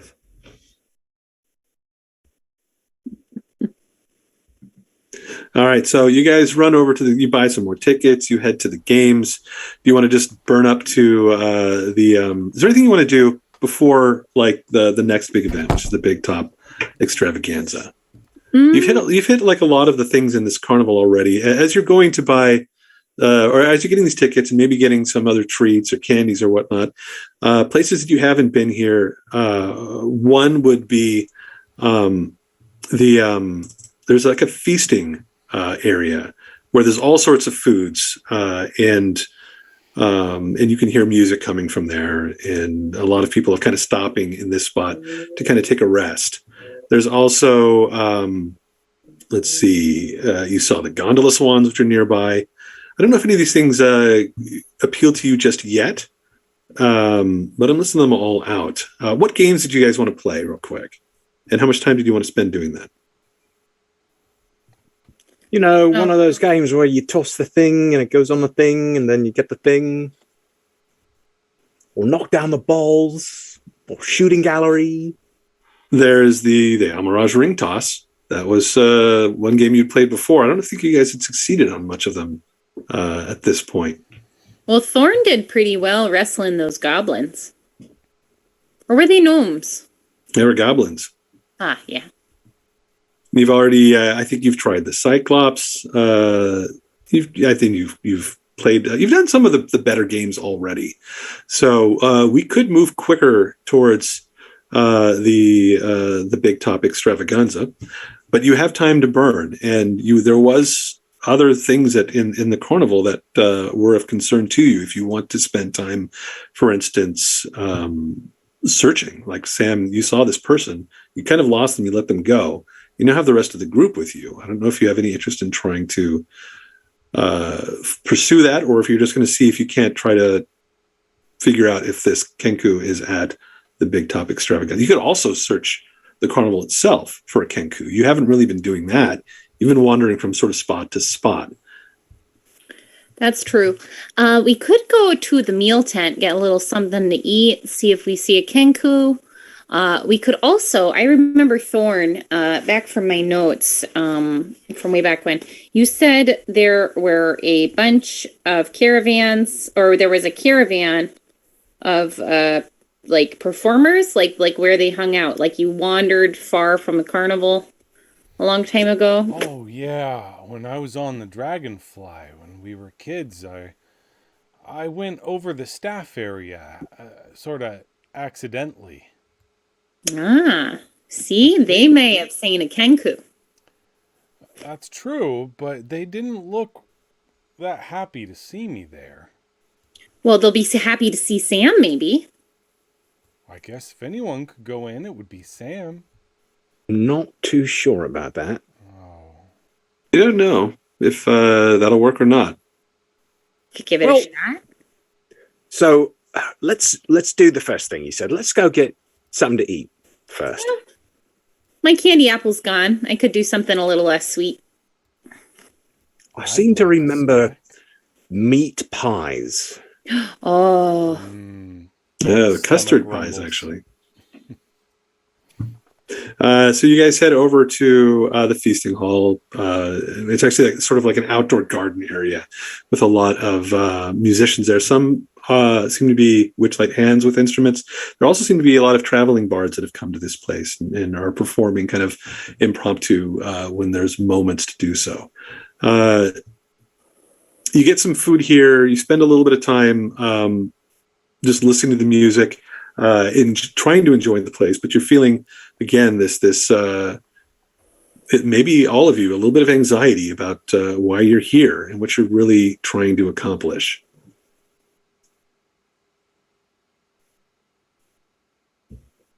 I guess the question is, what are you going to do here? Well, Thorn's always happy to grab a bite to eat. Which there is plenty to get here. You can stuff yourself with custard if you want. Is it only custard? That's the big thing here. There's also, I mean, they've got like probably like turkey legs and like meat pies and everything you can imagine. But the big thing is their custard contest. Custard contest. Is that a custard eating contest? It is. It's a big custard eating contest. I don't know if That actually requires a ticket to enter as well. Okay. I will have, excuse me, I will have purchased that new ticket, but how much change is left over really quick? 2 silver. Are you using that coin that you found? Or did somebody else get it for you? Unless somebody else wants to drop money on a ticket for me. I was going to use this weird fake coin. I don't know. Maybe that's magic. Should we keep it? I don't know. The Witchlight hand said it was from the Feywild. Out of character, do we have like starting equipment? Do we have? You do. You have wealth? some of you have worked, like for instance, Thorin works as a job, so you would have starting money. It's not a whole lot. Sam has actually been paid by the Carnival and has a little bit of money as well, which he could give to the other characters. He doesn't necessarily need it here, but can be passed out. Tana might be the only one that doesn't have a whole lot, but would probably have access to some as well.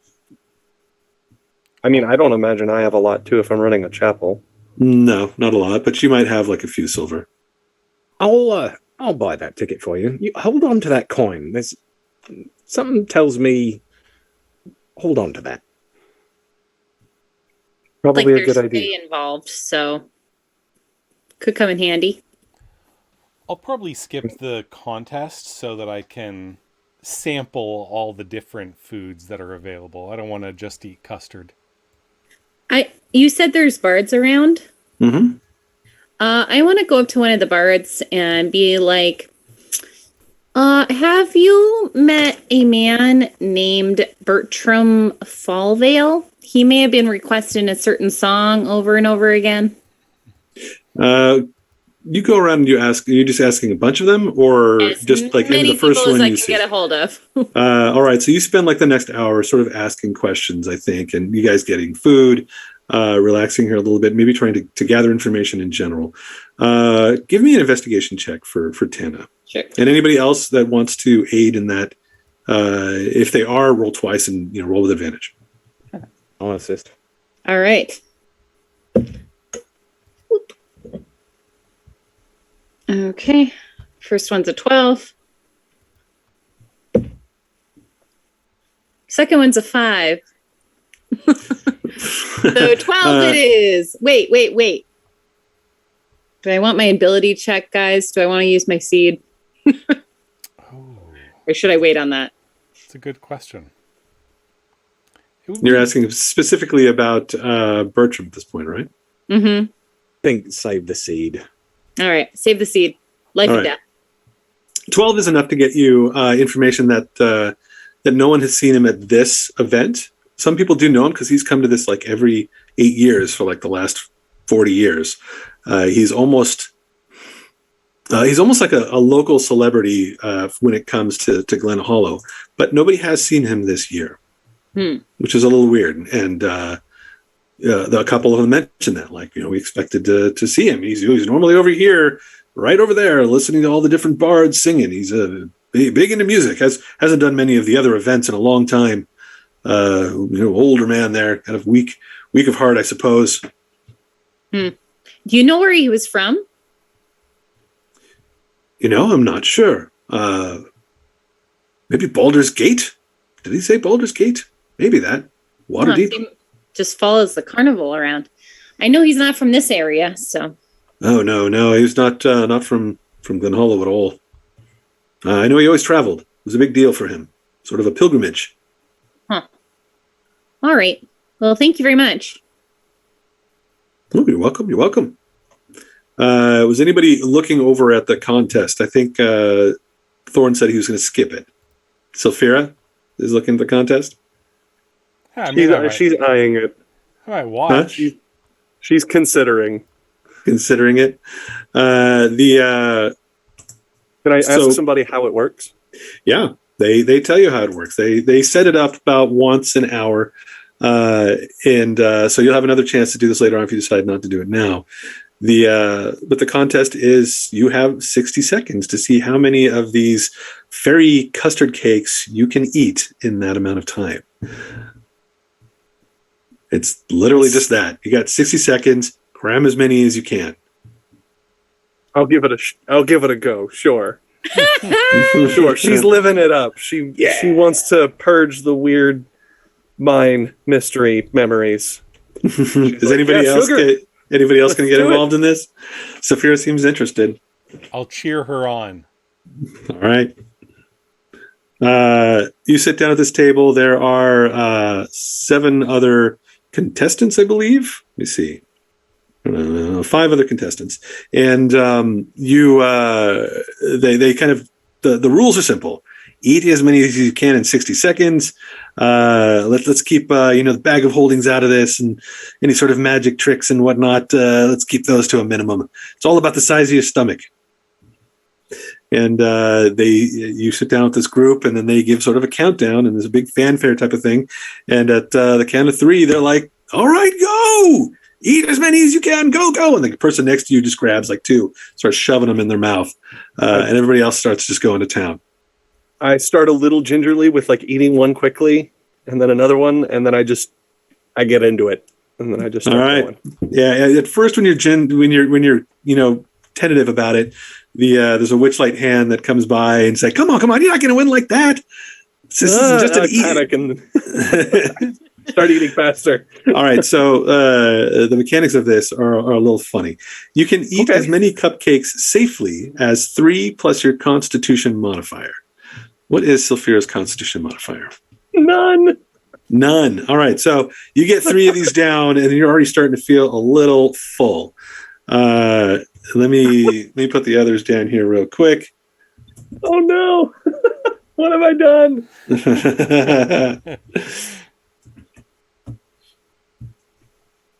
Your sweet tooth gets you in trouble a lot, I've noticed.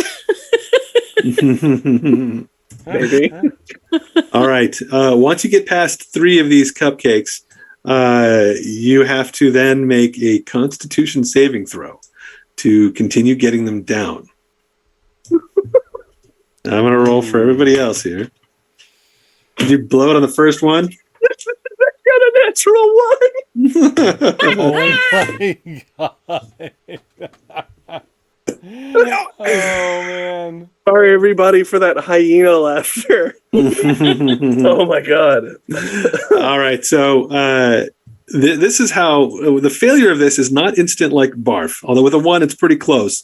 What you do is you take custard damage, basically, which means that if you lose all your hit points to custard damage, you're out of the thing. That's when your stomach gives up the rest of the custard and returns it to the carnival. Custard damage. And on your first failure, you take a whopping 4 custard damage as some of it starts to threaten to come up. Oh my god! Custard reflex? That's custard number 4. Custard reflex. Custard reflex. Let's see how everybody else is doing here. Oh my god.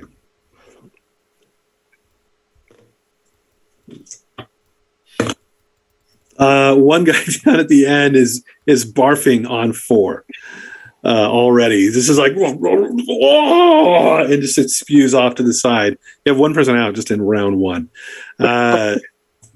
If you want to get another custard down, you got to roll another Constitution save. Yeah, I'll do it. Oh god. Valhalla. There are 4 others. Some of them have taken some damage. I got a 9. A 9. Not quite enough. You don't have any other bonuses, do you? Nope. None. All right. How many hit points do you have? Just a straight con save, right? Nothing. It's just it's a con save. Yeah, it's a save. So you get to add if you have proficiency on it, you get to add that. These aren't necrotic or radiant custards, are they? Are you?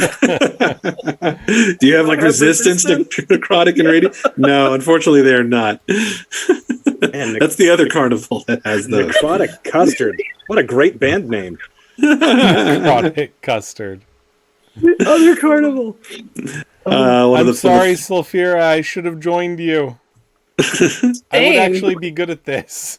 This is so Stand By Me. Yeah, it is. It's very much Stand By Me, and the rest of you are just watching as Saphira is struggling to get these custards down, and the others are not doing all that great either. You took 2 custard damage from that, so that's a total of 6 that you've taken so far. Let me see how the rest of these folk are doing. Oof. Holy cow. Everybody failed this round. All right, the guy next to you starts hurling.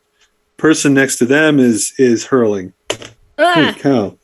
The one next to them is out, and the one next to them, I rolled like, everybody failed their saves and rolled almost max damage against the rest of the people. Does 6 damage take you out in the custard damage thing?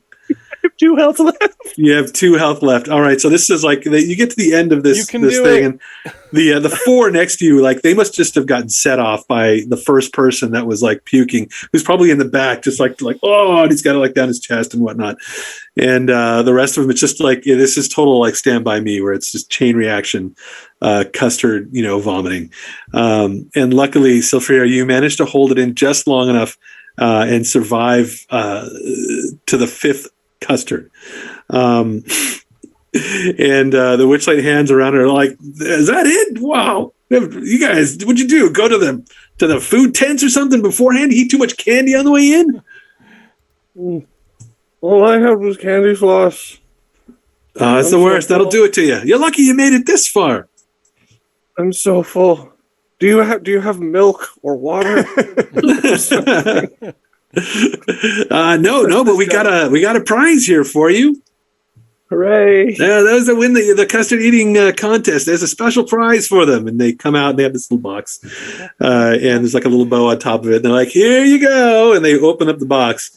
And inside the box is a cupcake that has custard on the top. I was going to ask, is it just another custard in a box? It's a little bit more fancy. It's a fancy custard cupcake. Roll a Constitution save as you see this. Oh no! Let's see if you just take residual custard damage. I got a 17. A 17. Yes. All right, so you're almost hurling at just looking at this next custard thing. You're like, this prize is a custard cake, and they're like, oh yes, but it's not just any custard cake. This one, if you eat it, if you can get it down, it'll make it invisible. Oh, that's Oh yeah. Just stay out of the gents' privies, though. I'm warning you. well. And they hand it over to you. Thank you. way to go, Sulfira. You did I knew it. you could do it, but I actually didn't. This is a very big surprise. Yeah. I didn't know that I would do it either. I- I feel so weak from those custards. Do you want me to hold that cupcake, honey? Yeah. Okay. I'll keep it here whenever you want it. I clap Be you care- on the back. Turkey leg? To like you knock some custard out of me. For sure, you knock custard out of me. You're gonna do like a Cure Light custard or something like that on your. That's what Thorn does. It's a little bit of Cure Light custard. He hits it and some of it comes up. There you go. Just bring it right up. Like patting a And baby. Sylphira napkin. Yeah. Like, there you go. Wet wipe? This cupcake is really special, though. It can make whoever eats it invisible. Oh, well, that's quite the treat. Yeah. I look at Sam, and I give him the knowing look that he's probably seen me give him before. Of, I'm going to keep an eye on you and this cupcake. I will only take it if you offer it. You have my word. Okay.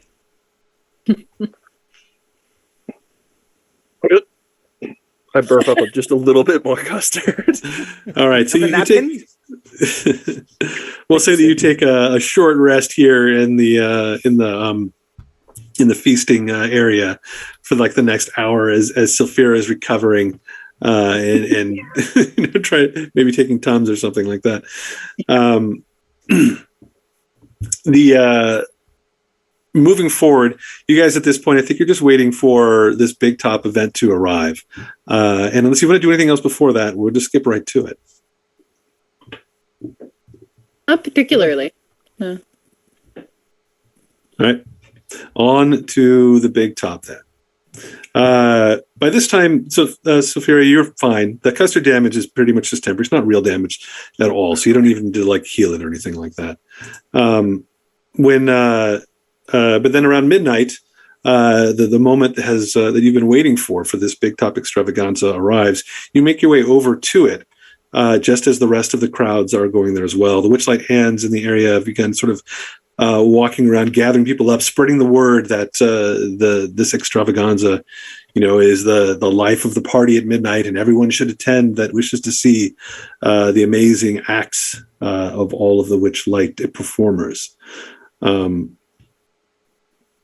When you arrive, where we go? You make your way into the big top. Where do you guys want to sit? Like front, back, middle, side? What's your plan? Maybe middle high so that we can kind of get a good view of the crowd as well as the performance. Do we want to all sit together or have perhaps two of us, 2 and 2, sitting opposite each other? I think we should all stick together. Yeah. Okay. I mean, it'll be more fun to share the experience with my friends. And if we're all spread out, no fun. Look at all these random people. That's There's that great. old lady with the hat that you were giving the eyes to, Thorn. She's still giving you the eye. Oh, don't you worry. I'm watching her. I know you are. All right. So Faire, you look around. Is Thorn pointing out the old lady and the gentleman that you saw before? They come in. They're other festival goers. You notice them over in the crowd. Saphira is asking about them. I say we sit as far forward as we can. All right. Anybody have any issues with that? I think Tana wanted to sit in the back to have a better view.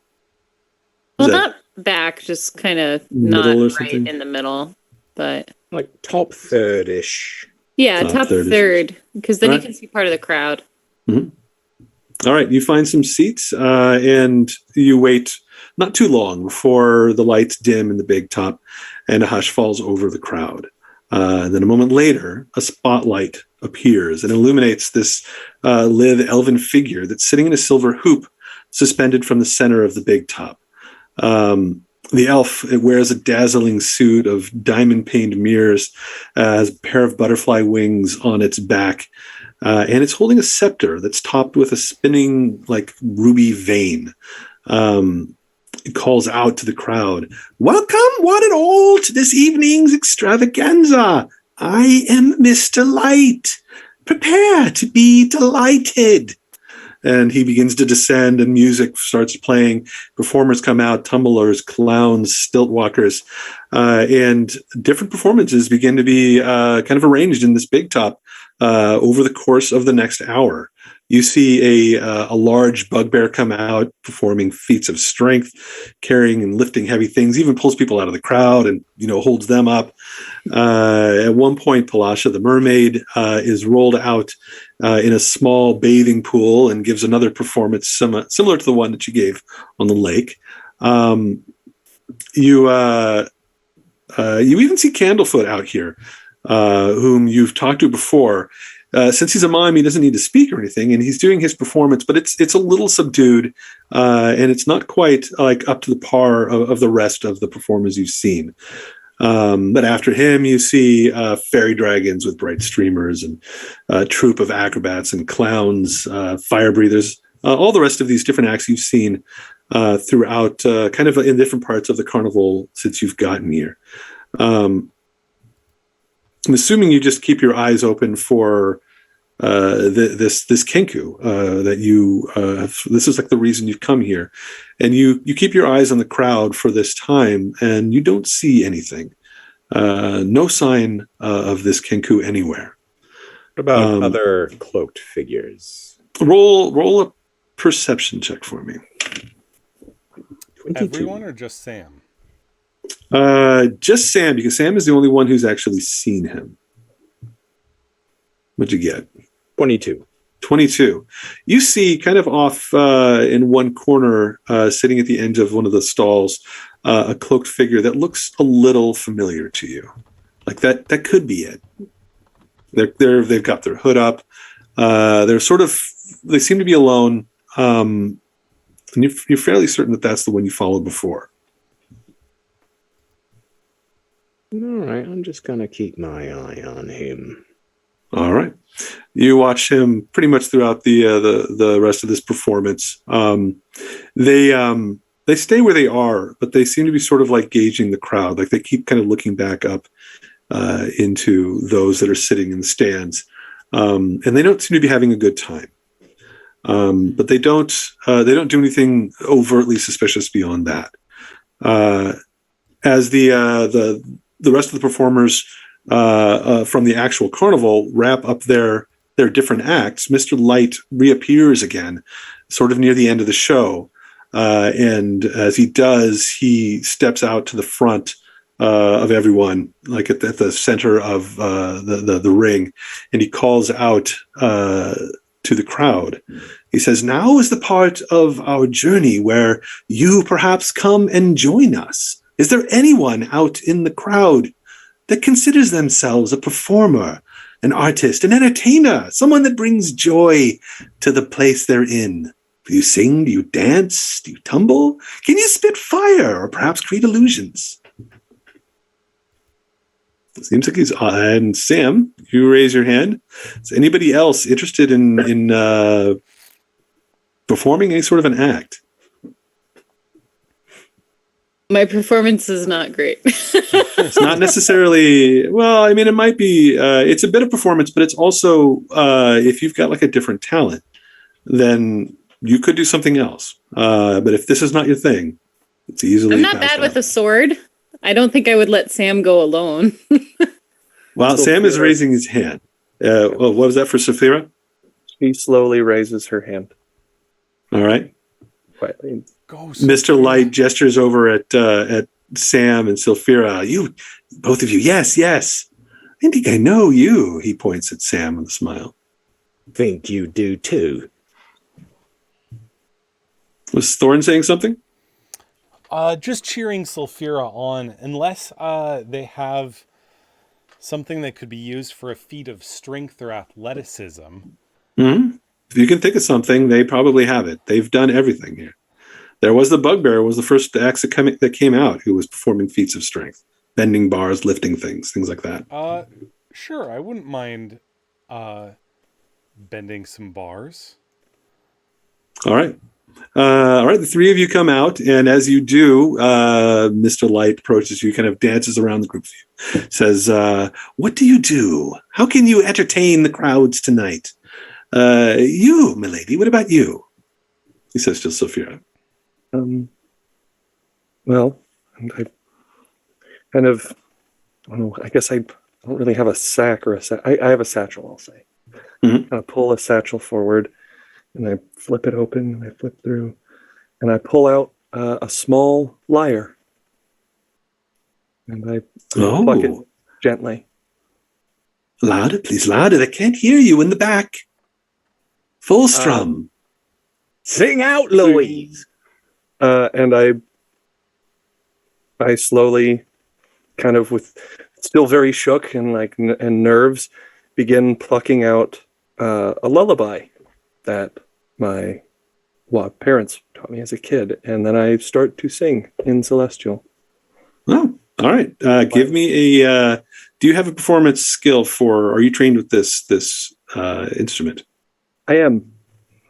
I do have a Then- proficiency in it. Then roll with your proficiency. This is a charisma performance check, and assuming that you are trained, you get to add your proficiency to it.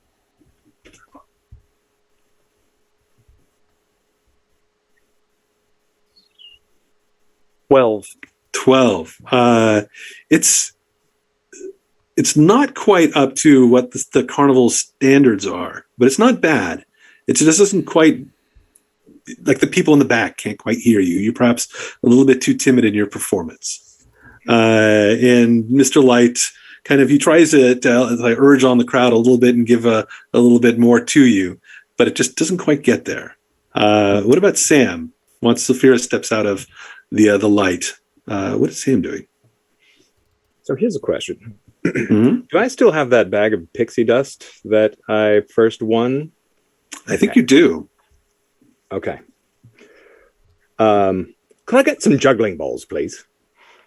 And they bring out like a cart that's got all sorts of juggling things. Balls, pins, knives, swords. All right. So what I'm going to do is I'm going to take some objects and start juggling them, and then mix that bag of dust into the routine, and then slowly sprinkle some on my stuff, on myself.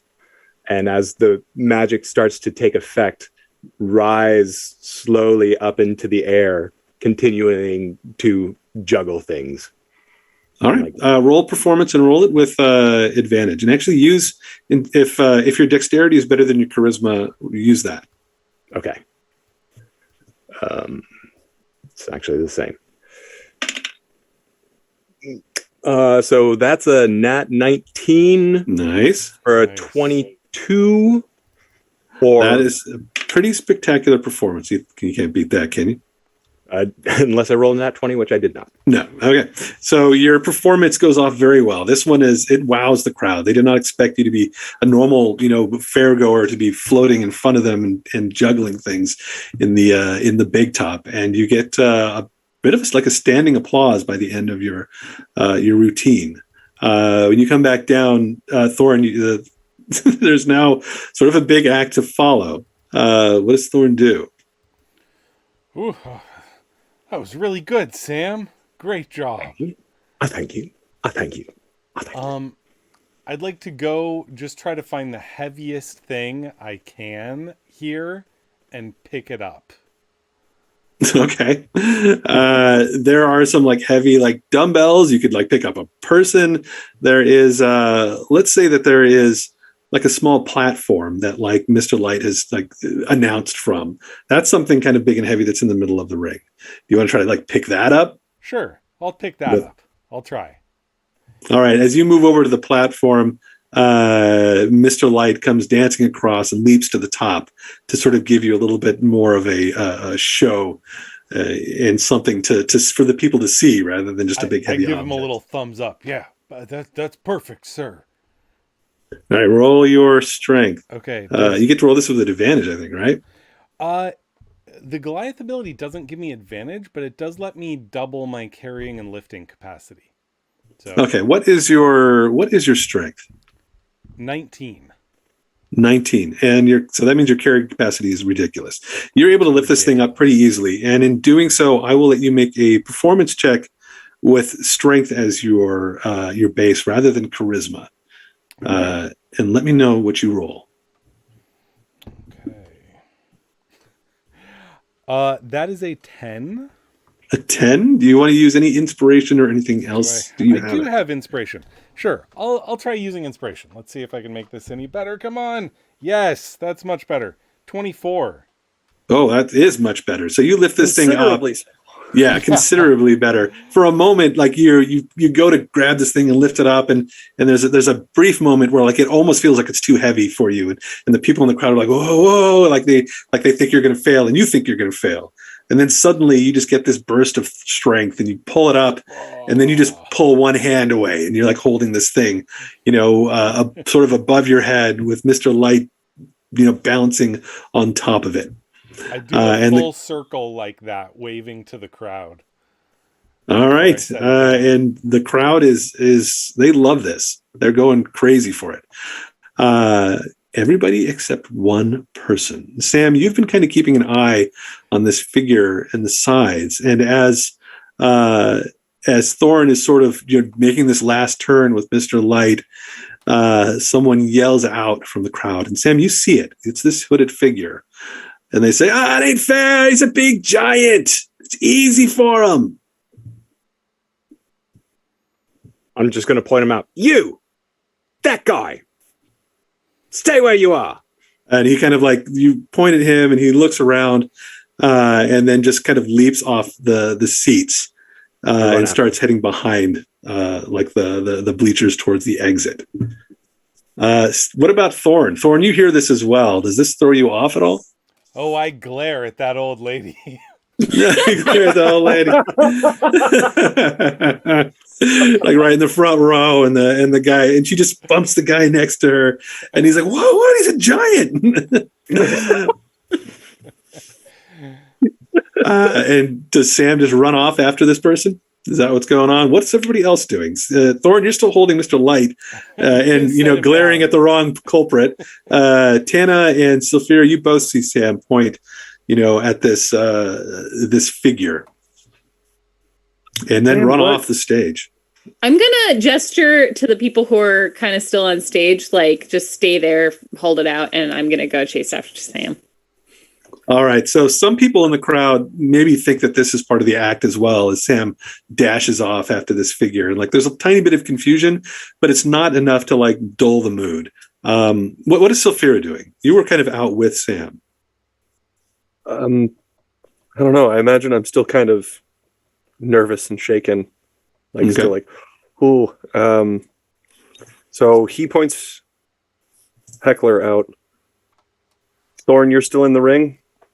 Setting down the platform. Okay. Mad mugging that poor old lady. I got her number.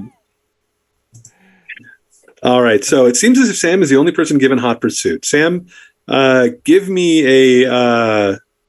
let's do it as an acrobatics check real quick. You go running out, you leap over, the stands, kind of dodging around people to try to catch up to this figure who's trying to make his way to the exit. What did you get? 17. 17. That's not a problem. You see where they're going, and you run to sort of cut them off, and you catch up with them just as they sort of burst through the exits to the exterior of the big top.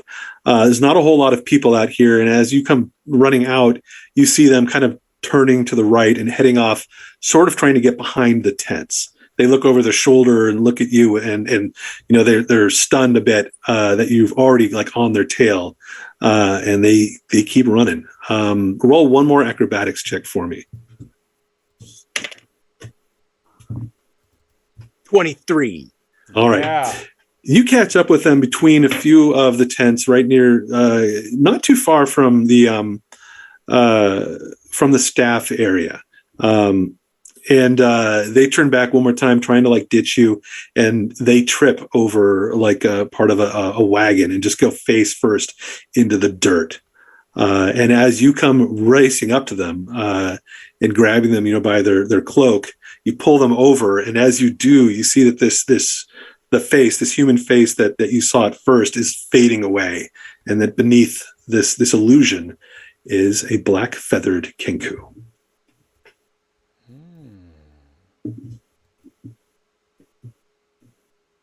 I knew it. I've got you now, Featherbrains. And this creature is just kind of looking at you, and it squawks in a voice, and it says, don't hurt me, don't hurt me. And it sounds like a female voice, not a male at all. And you realize this kenku, this is the one that you saw 8 years ago. You remember it clearly now. There's markings on it that are very, very familiar. You never really heard it speak back then, except for a little bit, and it spoke in sort of this weird, almost like sing-song type of voice. This, you think, might be its true voice, and that it's not a man at all, but a female kenku. All right. Now you're going to tell me what I want to know.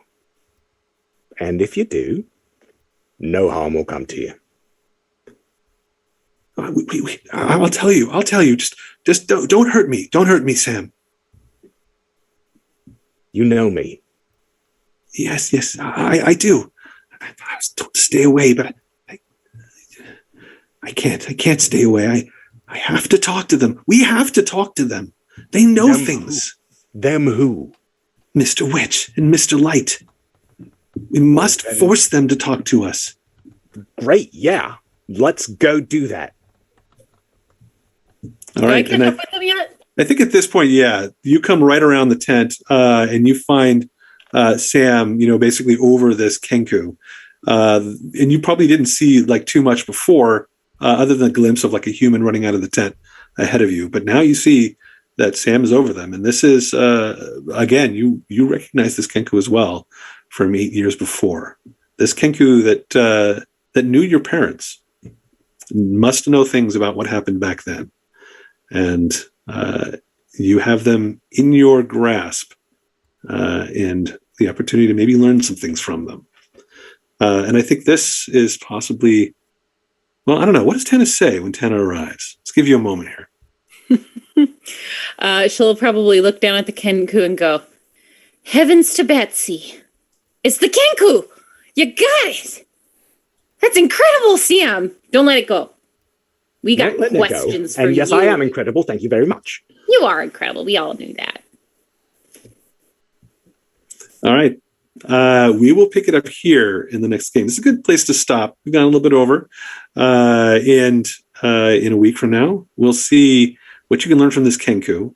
And we'll assume that Sylphira and Thorn will catch up fairly soon after events of the big I would top imagine I would have I would imagine the two of you were kind of on the heels of this. Yeah. Also, I want to get away from that stage. That was weird.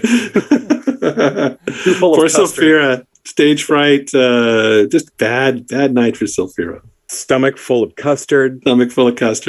You almost lost it up there on stage. I was genuinely concerned I was going to go unconscious from custard. When the first one was like 4 damage, I'm like, that's half my health. The damage I rolled against the other people in the thing, I rolled like 7, 8, 7, 7, and like they just get knocked out at 7. There's regular folk, so I couldn't believe it. I'm like, I thought, oh, you're going to lose this thing terribly. You failed the first one, and a couple of the other ones hadn't done so well either, but there was a few that had a chance, and then they all failed their save. Everybody rolled like a 5 and a 3, and then I rolled like max damage against all of them, and then minimum damage almost against you. I didn't even need to join in. You had it.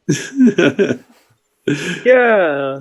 Never mind that I could have eaten 6 before I even had to start making 6. Yeah. So Fear would have won without even trying. Yeah.